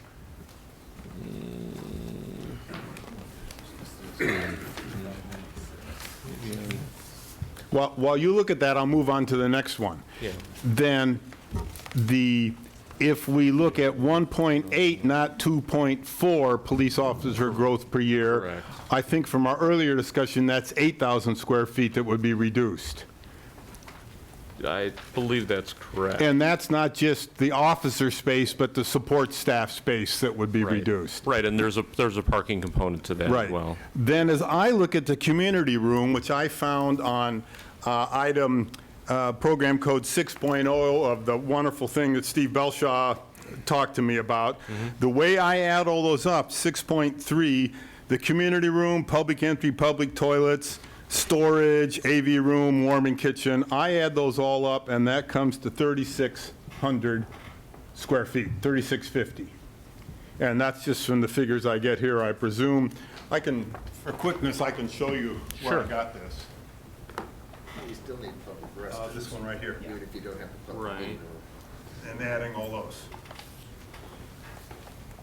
Well, the total below totals everything up above it as well. I'm adding 1,800, 200, 600, 600, 100, Right, 650. right, but then if you put a departmental gross and a building gross on top of that, that adds up to a larger figure that's included in the figure below, but. Well, okay, so is 3,650 too large or too small? That's the total I added up here. Well, okay, well, I'd like to know that. I don't know that I really can say whether it's Okay. too large or too small. I mean, it's what I put in the program. Right, right. So if we put that in, and it is in fact 20,000 square feet after you take out the EEOC, I'm down to 116,000 square feet. And so that's my conversation about size. And then I also want to talk about cost, because we already talked at the last work session. We can use Marion Street Parkade for a number of spaces. There's 600 spaces on a daily basis that aren't used there. So if that's the case, and we don't have to acquire the property north of the O'Brien property, that would be an acquisition cost that would be less. And if we don't have to build the parking structure to 2 stories, that would be a much less cost. So if we back all those out, I don't know where we are at 116,000 square feet, less whatever we wouldn't be spending for the parking garage. So it seems to me we can get this down quite a bit further without compromising the vital police functions that we need. So I don't need an answer to that today, but I think we ought to come back at another work session and look at that and see where those figures come out.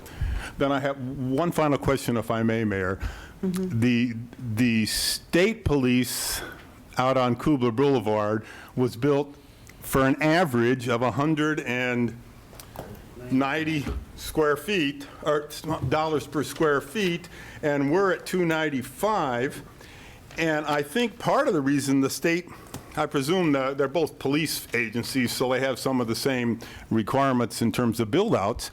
But part of the reason is, didn't they use something called a tilt-up wall, a tilt-up concrete construction? And isn't that something that we could use here on the O'Brien site that would lower the cost someplace lower than 295 and higher than the 190? I think to attempt to answer the question, according to the figures that we have, there were 2 different facilities that had 2 different costs related to the state police facility. That there was the headquarters facility that was actually at about $244 a square foot, and then the garage, state police garage, which was about $170 a square foot. So I would say that, in answering the question with sort of a limited level of knowledge as to the construction and so forth, the facility that we're talking about here in terms of its program spaces is probably closer to the facility that was 244, which is less than 295. Right. No question it's less than, but there's also a time scale component to this, and without getting into exquisite detail about this, we're in an escalating market space. And it's escalating at a rate close to about 6% per year. That's reflected in the numbers. I can only say, having not been intrinsically involved in the estimating portion of this, we had a consultant that provided this work for us. I'm not sure that that's as far off from being an equivalent number as maybe it appears. Are you saying 244 isn't far off as being an equivalent number? I don't think it's as far off as maybe that appears. I don't understand what that means. I think the chief has something he'd like to say. Okay. I think Yes, we're Chief. comparing apples to oranges. Okay. I think the state police building is a headquarters building, It's not a working police facility. It's more of an office building and a structure for fleet, is my understanding. Thank you very much, Chief. It has none of the... Yeah, that is helpful. Now, but to get back to Jake, are you saying that it would be possible to build this facility for $245 or $250 in that range as opposed to $295?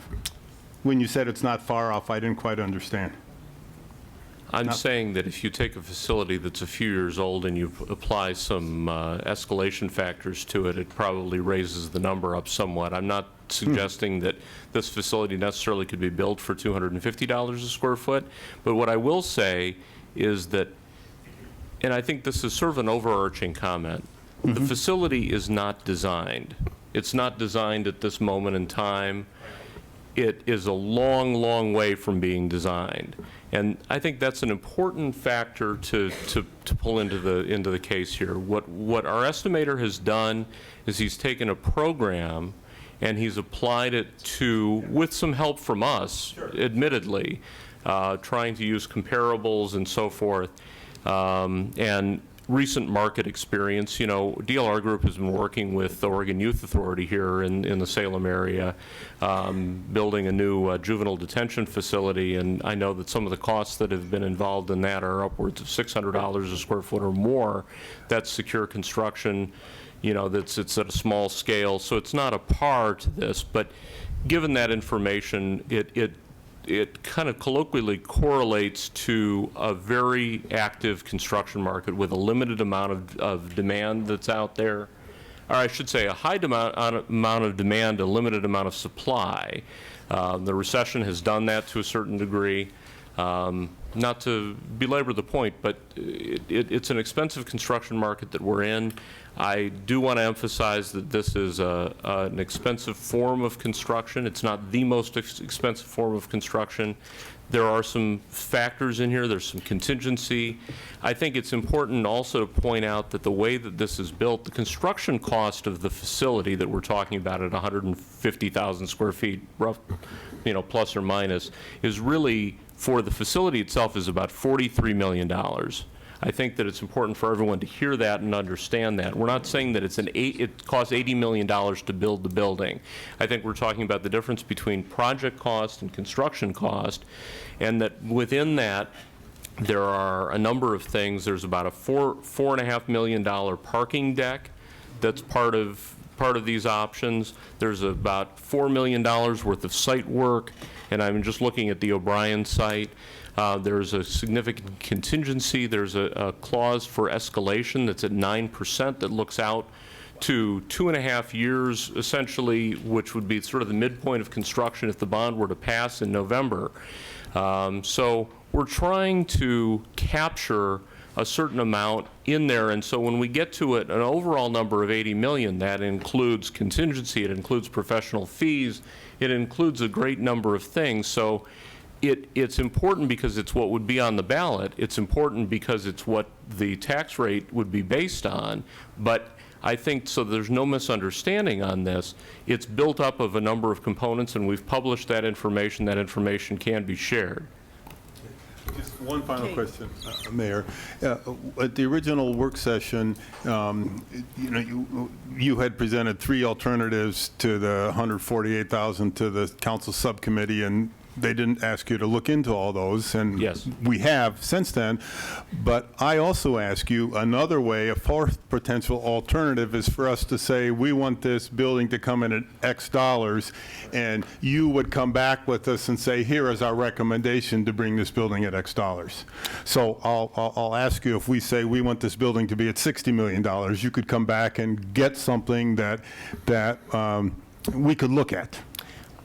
Yes, I think it's a combination of a number of things. It's a combination of program reductions. It's something that we would ask to be involved in, to look at a detailed level of what could be reduced from a program standpoint, and then once design were to start, if we were fortunate enough to be involved in that, or somebody else, the evaluation of specific construction systems and so forth. And the various items that I talked about, the communication center, the community room, et cetera, those would be one way to get down to the smaller figure. Yes. Okay, thank you very much.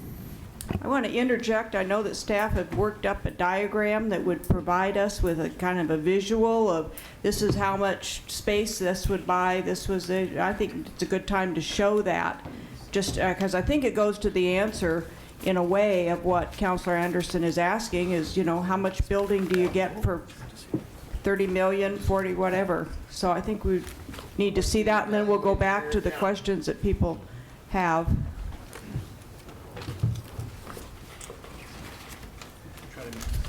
Try to make it as big as possible on the screen here. And just so everyone knows, Alan Dan with Public Works. I will, good evening. I'll take the first stab at this, and then if the architect team wants to chime in, I'm sure they will. So we did just a visual representation. So these rectangles are to scale proportionally, right? So the biggest rectangle represents the recommended program at the O'Brien price. The 75,000 number we just put on there for reference, using the same cost assumptions that we used for the other options that were presented at the work session. So, you know, trying to be consistent with our methodology is 45 million. Our existing size, you can see there, is just slightly bigger than what you could get with a $30 million project. Okay. Do the counselors understand what it is that they've just put up here? Okay, I just want to be sure about that. All right, let's go back to the list of the counselors with questions. Counselor Bennett, excuse me, no, wait a moment. Counselor Dickey, then Counselor Benjamin, then Counselor McCoy. Thank you, Mayor. Actually, Counselor Bennett did ask my question, but I did just want, regarding the Mill Creek Plaza facility. But I did just want to mention that I really just appreciated everyone who came down here. I know sometimes we make decisions that affect people, that affect people's properties, that affect businesses, and we don't hear from those people who are affected, and it's really, really hard to consider an issue when we don't hear from those people. So I was particularly compelled by all of the testimonies tonight, and concerned about the dentist that came from the Mill Creek Plaza and what we could do to potentially protect that particular area should we choose the O'Brien site. So I think I would like to see, you know, if there's a way to see what options there are that way. I know Mr. Davis has left, and I think this will probably be a discussion that we will continue on having. But I think I was very compelled by their testimony and really appreciated because as everyone else, this was the first, I think, that any of us had heard of that particular site being included, especially the kinds of businesses that were there. So anyway, I appreciated everyone who spoke, and that was helpful. And I think it will be helpful as we move forward. Councilor Dickey, do I understand that you just asked the question of, is there anything that we can do when we purchase the property to assist with those businesses that would be displaced? No, well, my question really was what Councilor Bennett had asked. Could we construct the police facility on the O'Brien site and preserve those businesses and that space? Okay, thanks. Okay, Councilor Benjamin, followed by Councilor McCoy. Following with councilors from Ward 1 and 2, kind of the same thing. Can we rebuild that? Or, from what I understand, because it's a dentist office, it falls in a certain particular type of zoning, or, you know. I'll interject again. I have tried, the Lord help me, 5 times in this city, and I cannot do what most of you can do because we are listed in with facilities such as hospitals. We are considered a dirty business in that because we're medical. In reality, we're not, but that is how we are lumped in zoning. You're a dental office, right? You're a dental office, yes. So dentists operate in buildings around downtown. Correct. There's one right across the street. Granted, but Okay. not now. You Yeah, have, right now. No. Meaning, you cannot do do that now. The zoning laws that have been passed are very clear, and the zoning has not been, it was not done that long ago. So most of the buildings that you are seeing that are dental offices, were I to walk down today and do that, I cannot. Okay. All right. So Is there any other information here about zoning and about dental offices and et cetera? All right. Thank you. Mr. Brandow. Yes, this is Garth Brandow, CB2 Architects, and I understand the concern there, but the reality is that dental offices are able to locate in an office establishment. An example next door, Water Place, where there is a dental practice currently in place. There's some specifics when you get into the type of dental practice, surgery, those sort of things, where that could be more of an exception, but generally speaking, that's not the case. Like over at the building on Church Street, Dr. Ayers' office. Right, right. Another example there. That's there. Yes, correct. I know that's there. Okay. All right, where were we? So what I'm wanting to Okay, investigate. Counselor Benjamin, I'm sorry, we'll go back to you. Thank you. Okay. So what I want to kind of investigate is that even though we potentially may be able to redesign the facility to fit, to protect those businesses, which would be great, but if it turns out that it'd be more advantageous for us to be able to take over that property, is maybe save costs, maybe have a better flow of traffic, who knows what that looks like, but to be cognizant of finding a way to, because it sounds like a zoning issue, that how can we work with that particular business and establishment to show a way forward, working with the city of collaboration.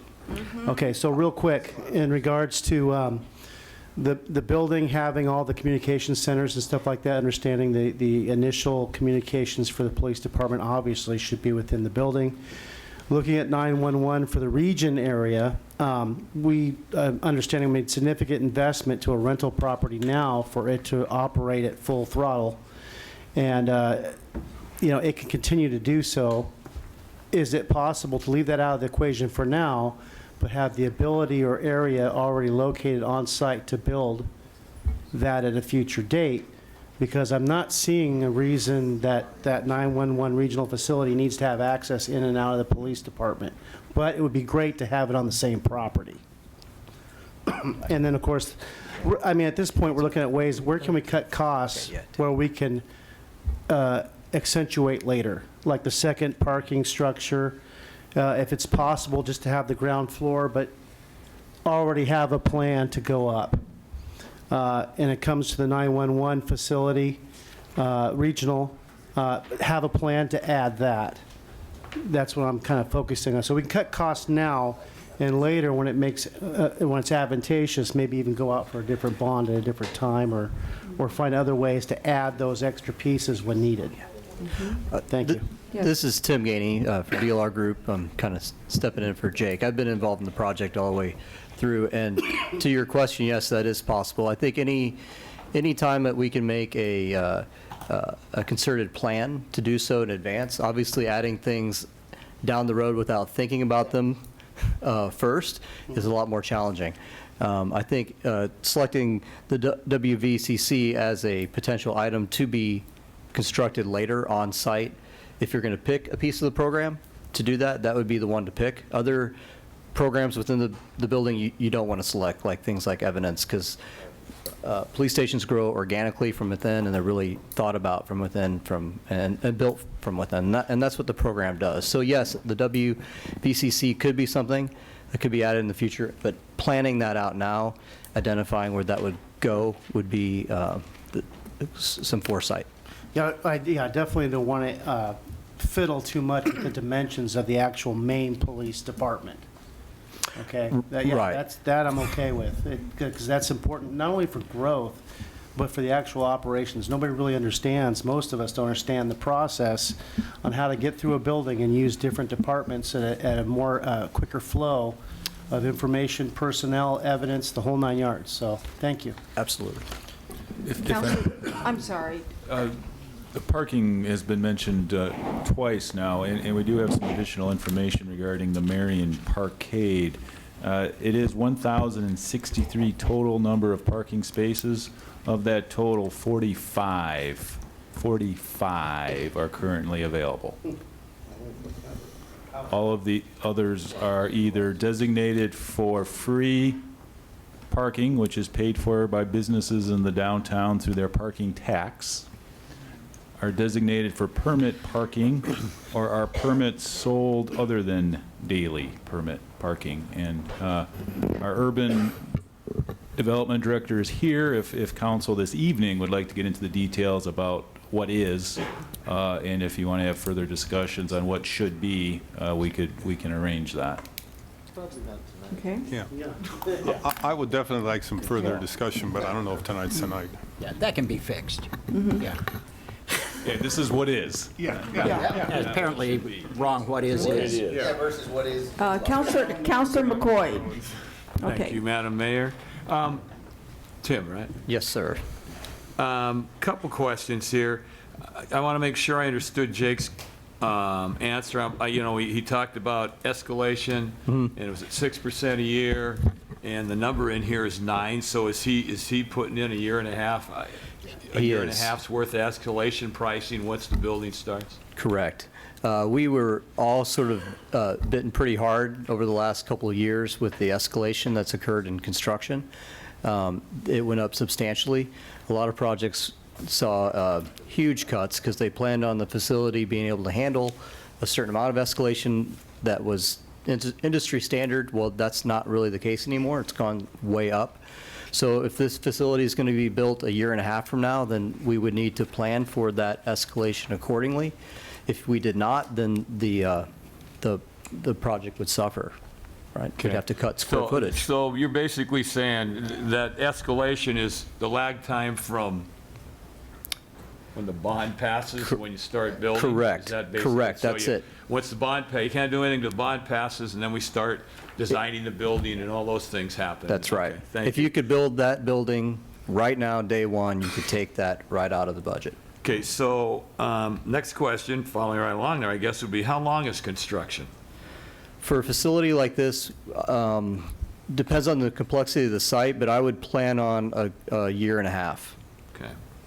And so there's no more escalation there because once you plan it, you put it out to bid, you get the bids, you got the quote. Correct. Other than the Procurement. contingency, right? Other than the contingency, which is out of our hands as well. And just to remind everyone, the cost estimate is done by, just like you hire us as a professional, we hire professionals as well for cost estimates.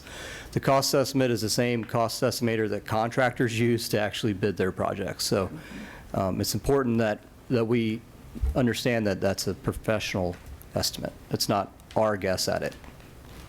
Okay, so and then I get to contingency, because I think some of the, to me, some of the confusion or controversy on the pricing versus what we sort of talked about at the Blue Ribbon panel and what the final number is we were talking construction costs and doing the math on a number and coming up at 50 or 60 million, and then you get 5 million for escalation at 5, contingency at 6, development cost at 7, and all of a sudden you've got another almost $20 million added onto the top of that, and I think that's sort of where the sticker shock's coming from, just to put it out there for the public. But that wasn't sort of, it's there, it's a reality, I get it.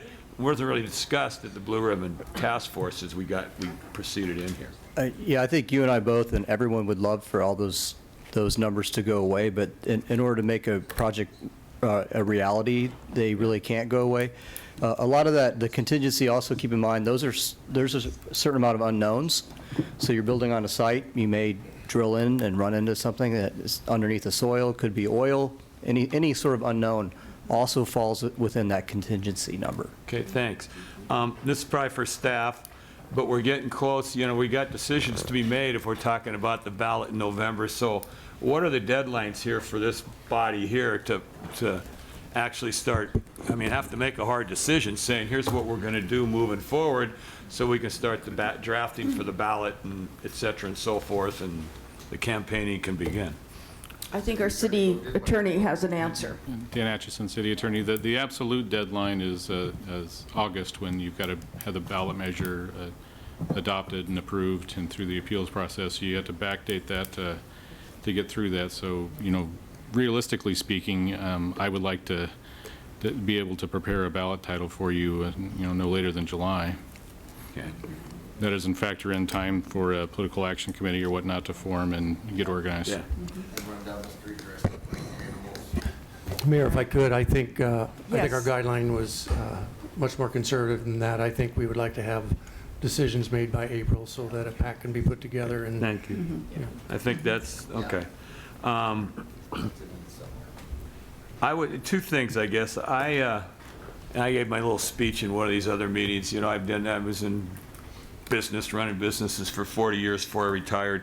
And when I hired consultants, I listened to the consultants and I used their advice. I hired them because I didn't know what the hell I was doing, real bluntly. And I went and got an expert to tell me exactly what I needed to do, proceed, and get to where I wanted to be.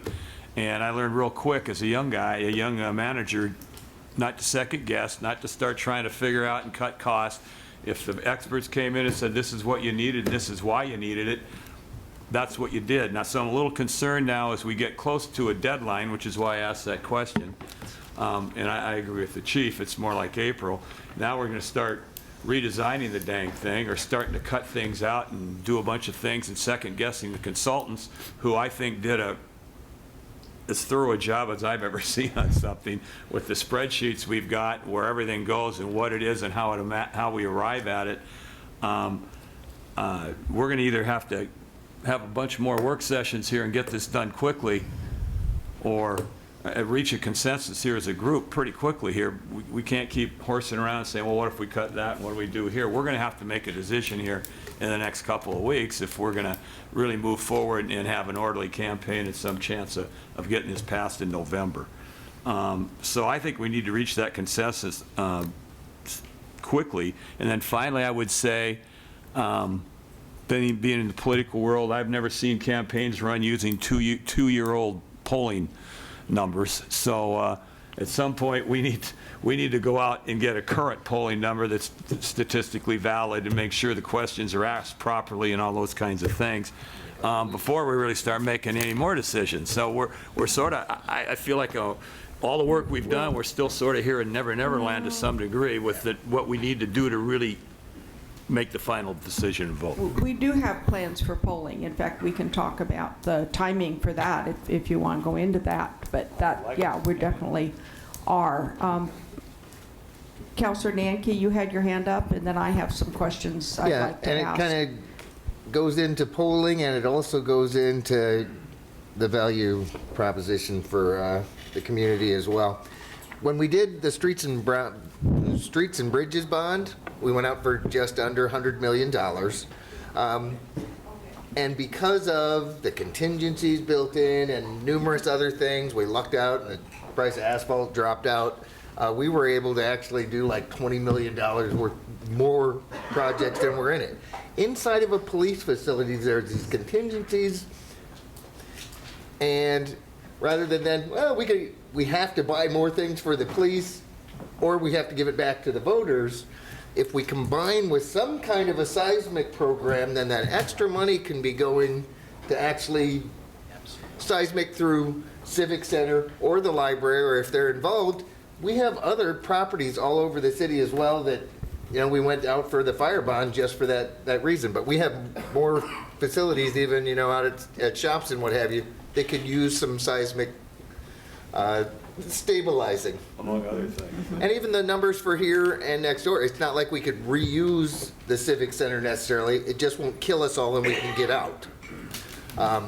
So those extra monies could then go to, well, you can actually get back into this section and potentially work as well. So again, protecting our infrastructure as well as having some outlet for those contingency funds since they are quite large.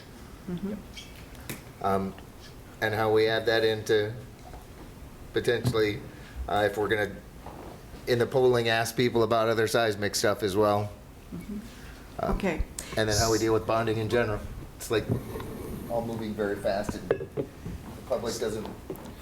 So to answer Councilor McCoy's question about polling, and we have met with the polling firm that we had discussed, and we will have review their questions. Their final questions come to us on Friday the 4th. And then polling starts in the field on March 10th, and it'll run the 10th, 11th, 12th, and 13th. And then the analysis will come back to us, et cetera. So we have that polling plan. Okay. I have some questions, and they're sort of across the board, but I'll just ask them one by one, and I'm not sure who is always the appropriate person to answer. The question has come up on the O'Brien site that possibly that land might be contaminated because of the use of the automobile dealerships, et cetera. Don't we have a grant for brownfields, I think, analysis and maybe some cleanup that we might be able to put toward that? Not cleanup. Phase 1 and phase 2. Mm-hmm. So just for evaluation and sampling.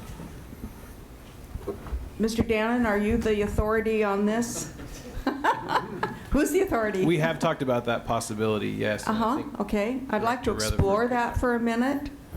So through the Urban Development Would Department. you introduce yourself? Yes, I'm Kristen Rutherford. I'm the Urban Development Director. And through the Urban Development Department, there is a grant that we administer for brownfields cleanup that we could tap to do the investigation on this site. Okay. And also, are there urban renewal funds, if we selected the O'Brien site, that we might be able to put toward some of the costs, either on the street work or the site work? This property is within the downtown urban renewal area, so yes, there are funds that could be tapped specifically for the road project. I believe that that would be the simplest application of urban renewal funds. I see, okay. One of the questions that has come up, just in view of the testimony this evening, is if we do select in either site, we select an area where businesses, going concern, profitable businesses exist, that we would be able to either buy out the business or provide some sort of remuneration to them. I'm not sure how the city does that. Can someone explain that? So when we buy property where there's a business under the threat of condemnation, those businesses are entitled to relocation benefits under federal and state statutes. So yes, there is a program where we would work through them on the relocation benefits that they're entitled to under those statutes. Okay, thank you. I have a question.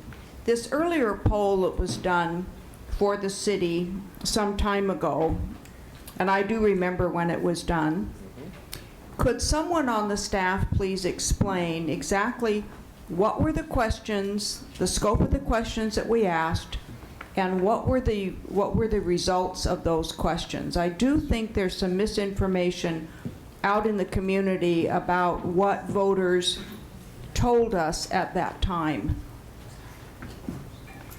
Good evening, Mayor and Council. Courtney Knox-Bush with the City Manager's Office. The original poll that we did really was to assess voters' perceptions about the conditions of the existing facilities. Okay. We were testing the messages and which messages might work best. We had always intended to do a second poll just to test the viability of a measure, but we never conducted that second poll. Mm-hmm. Could you describe for us what the findings of that poll really were? Certainly. What we learned was that voters were split on the original proposal, which was to develop a 75,000 square foot facility on the campus and do some seismic improvements to the Civic Center facility as well as the library. And as was referenced earlier, 48% of the voters said that a bond measure to make these facility upgrades was a good idea, and 45% said that they thought it was a bad idea. So that was the primary finding of the poll. The questions were all over the board, and again with the emphasis on the messages, which ones would work better and which ones would not be very persuasive. That was the primary emphasis. We learned that the top two rated reasons to support such a measure would be for earthquake standards for emergency response, as well as the lack of space and the need for police facility functions to be off-site. Those were the two most successful, although it was very mixed across the board. The reasons to oppose the bond measure were less effective than the reasons to support. And the top 3 reasons were the city should make small improvements over time, and then an emphasis on the cost being unaffordable, unattainable, and then that there were possibly other less costly options. So that was, again, on that initial proposal to do a 75,000 square foot facility on this particular site with the seismic improvements proposed for the Civic Center and the library. Okay, good.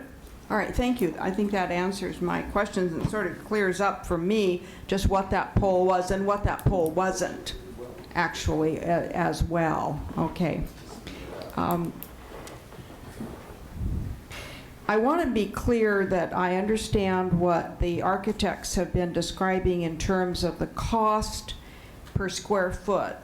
It sounds to me like, just like building a home, some areas of the building will cost less to build, some areas will cost more to build, but that the figures then given to us are an average?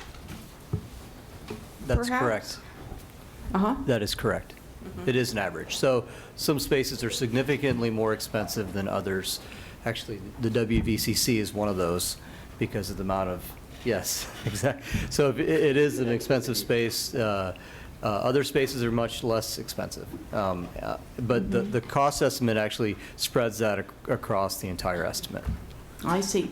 And what was it that you just said about the WBCC? It's one of the more expensive spaces due to the infrastructure that goes into that space. Infrastructure being what? Electrical, data. A lot of times it has a raised floor access due to the amount of technology that needs to be in that space. So that's one of the more expensive spaces.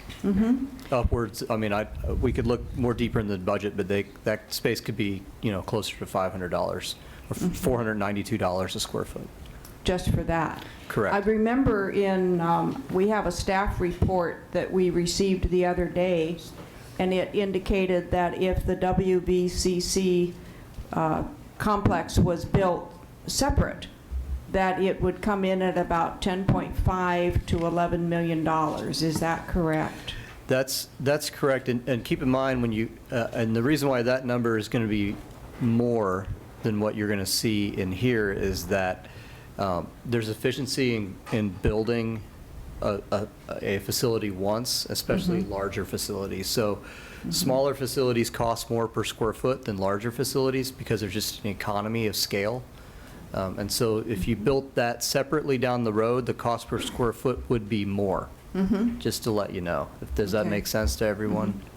Yeah, I want to be clear that that if we take the WBCC... And property. I'm sorry. And the property. And the property it has to sit on. Right, correct. That if we take the WBCC costs and space out of the main police facility, we're still going to have to provide that somewhere, and we're going to have to pay for it somehow. So we'll be talking about an additional $10.5 to $11 million over what we end up spending on a police facility that doesn't have it contained within it. Is that correct? Right? If you were forced to build it, that's correct. Okay, all right. Did I see your hand, Councilor Anderson? Yes, you did. Thank you.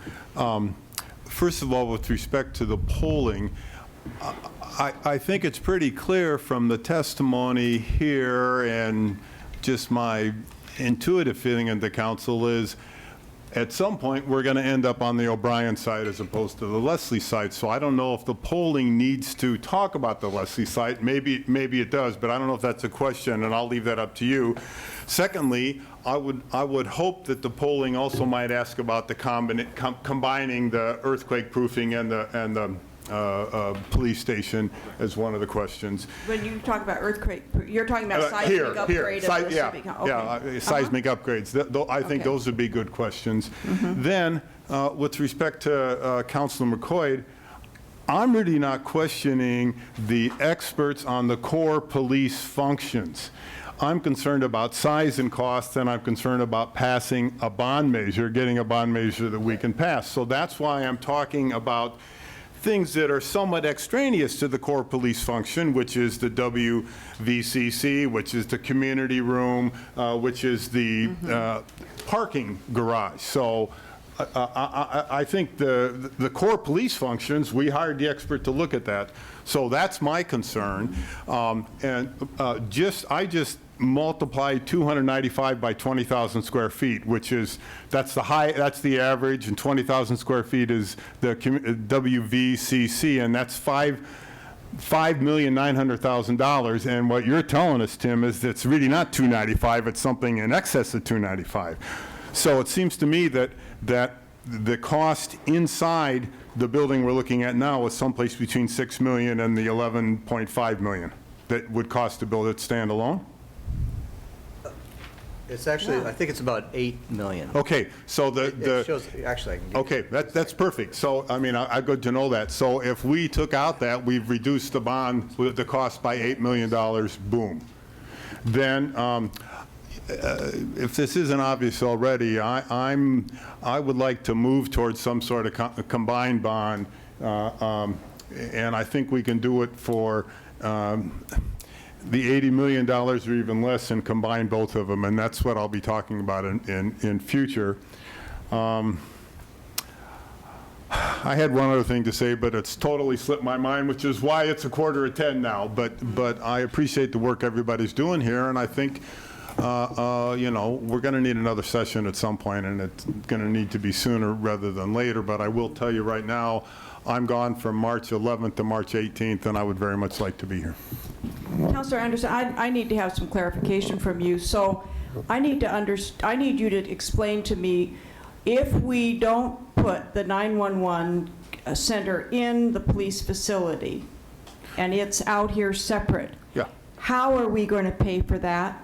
Well, as Chief Moore said, he said if we are forced to build one. Right now, we're leasing an area that we've got at least for 5 more years. I think we're into the 11th year of a 10-year lease with 2 options. You know, maybe we could continue that. I guess that's my first response. 15 years? Yeah.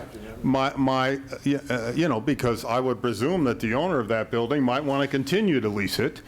My second response is, again, returning to the theme that I've been talking about, we need to submit a bond measure that will pass. And if reducing the bond measure by $8 million is a way to ensure that it will pass, I think that's a good thing. Well, my answer to that is, we've been told again and again by people out in the community, don't build Courthouse Square. We've been told again and again by police in other communities, don't build too small. So I'm thinking, yes, we need to pass a bond measure, but we also need to be wise, and we need to be prudent, and we need to be the leaders that the community elected us to be. So I encourage that we continue looking at the wise work that's been done by the experts that we hired, and listen to our police chief about what we need, and listen to our city administration about how we fund what we're going to do and how we move forward to manage all of the aspects of the city's work. So I think that finishes my questions, and I see a hand up with Councillor McCoy, but I know that Councillor Bennett also had his hand up first. So Councillor Bennett, shall I move to you, or do you want Councillor McCoy to? First. Okay, go ahead. Mine's just a comment. Again, that's why the polling's so important, and we get the facts right, because we're trying to make decisions what we think we know, or what we think the public's going to vote on or not.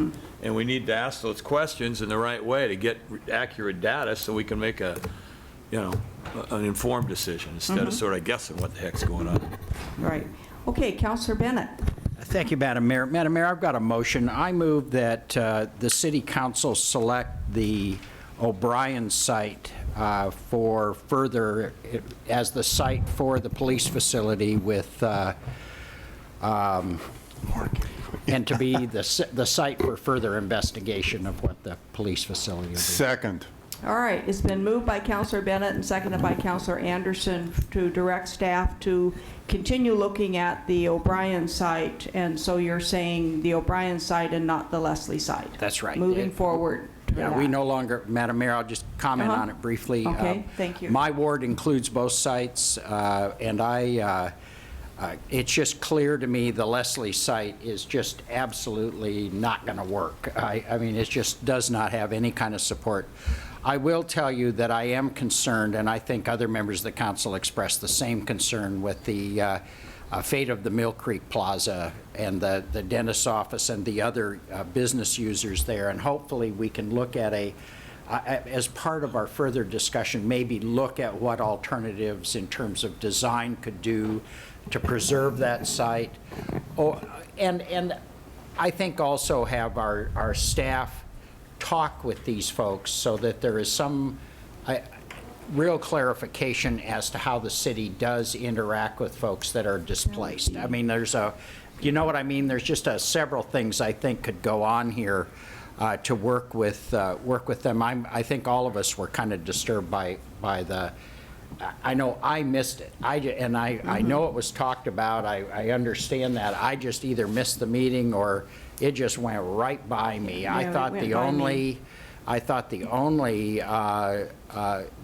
eminent domain potential occurred on Leslie. I was very confused by this when I read it in the paper, talking with the folks this evening, both privately and listening to them publicly. But that being said, I think we've got to get ourselves focused on a site now so that design can go forward, so we can start, if we're going to be ready with anything resembling real numbers and a real picture of what the building's going to look like in April, we can proceed. All right, thank you. And I don't remember if Counselor, the three of you had your hands up from one moment to another. Who's next? You pick. Well, I want to go next because All right, Counselor Anderson. Yeah, I'm Ward 2. We're moving this way. Right, okay. Ward 1 they're both in Counselor Bennett's, but Leslie Street site is right up abuts mine, and I've made my concerns about that. And so all I have to say with respect to what Counselor Bennett said is what he said. Okay, Counselor Nanke? Yes, well, they used to be in Ward 3, actually. The O'Brien site was just past division, so it was just outside of Ward 3 16 years ago. For the people who are still in here, they see us looking at these big things, and the slides are up there. They're on the city's webpage if people want to go look at them. cityofsalem.net, City Highlights Police Facility has every one of these reports and pictures and talks about dollars. Just to drop on the Mill Creek Plaza, I used to hang out at Sunrise Church, which is in that lovely parking garage across the street, and they moved. And they lost most of the people who really needed them most. So depending on what the clientele is for the existing operations there, and if you have people that are walking in there, some people just have trouble finding people once they move as well. So it's also very difficult, which would lend me to bolster the opinion to try to figure out how to maintain that if we can in design. Other than that, I'll support the motion. Councilor McCoy. So to make sure I understand, the motion includes looking at taking Mill Creek. No, the motion is to choose the O'Brien site. The discussion is, you better come back with a design that at least addresses this in some way or something else to talk to us about on this. It's just trying to be advisory on, this is important to all of us, I think. Okay, Counselor Nanke? And also it would be nice because then Warren could actually talk. Yeah, we want to hear from Warren at some Just to add that in. This is the free Warren. I know. You know, those seconds were real easy to get. Yeah. Well, you noticed there was a pause every time there was a second. Yeah. Right. Well, I will support the motion, and the comment I'd like to make is to everyone who came to testify tonight and those who've already gone home, and appreciate the patience of those of you who've stayed. I am so heartened, really, by the testimony that we received tonight from everybody. And I think it was absolutely tonight a proof of democracy in action. And I want the people to know who came to speak about the Leslie site how important your testimony was, how really important your voices, your emails, your letters, your presence. It does make a difference when people come to City Hall. It truly does. All right, is it time for the question? All those in favor of the motion, and Councillor Bennett, I'd like you to repeat the motion one more time. Come on, and then we'll be absolutely certain it's clearly on the record. Okay. Madam Mayor, I move that the City Council select the O'Brien site to proceed with the, as the location for a proposed new police facility. Thank you. And it was seconded by Councillor Anderson. Thank you. All those in favor of the motion signify by saying aye. Aye. Aye. Opposed, say nay. Motion carries unanimously. Thank you. Madam Mayor, I just wanted to say, I want the record to show that I abstained from voting on this motion. Oh, thank you. So I want to make sure the record says that. Hi, everybody. I'm back. Welcome declare back. that you no longer have an actual conflict of interest. All right. We're glad to have you back in the club. I will say that I have, at this point, 6 pages of notes. I've stuck in with this and gone to the work session and such to listen. And just in case this exact thing had happened, I will be up to speed with the rest of the discussions that are going on. Absolutely. So. All right. Thank you. We have no further business to come before us. We are adjourned.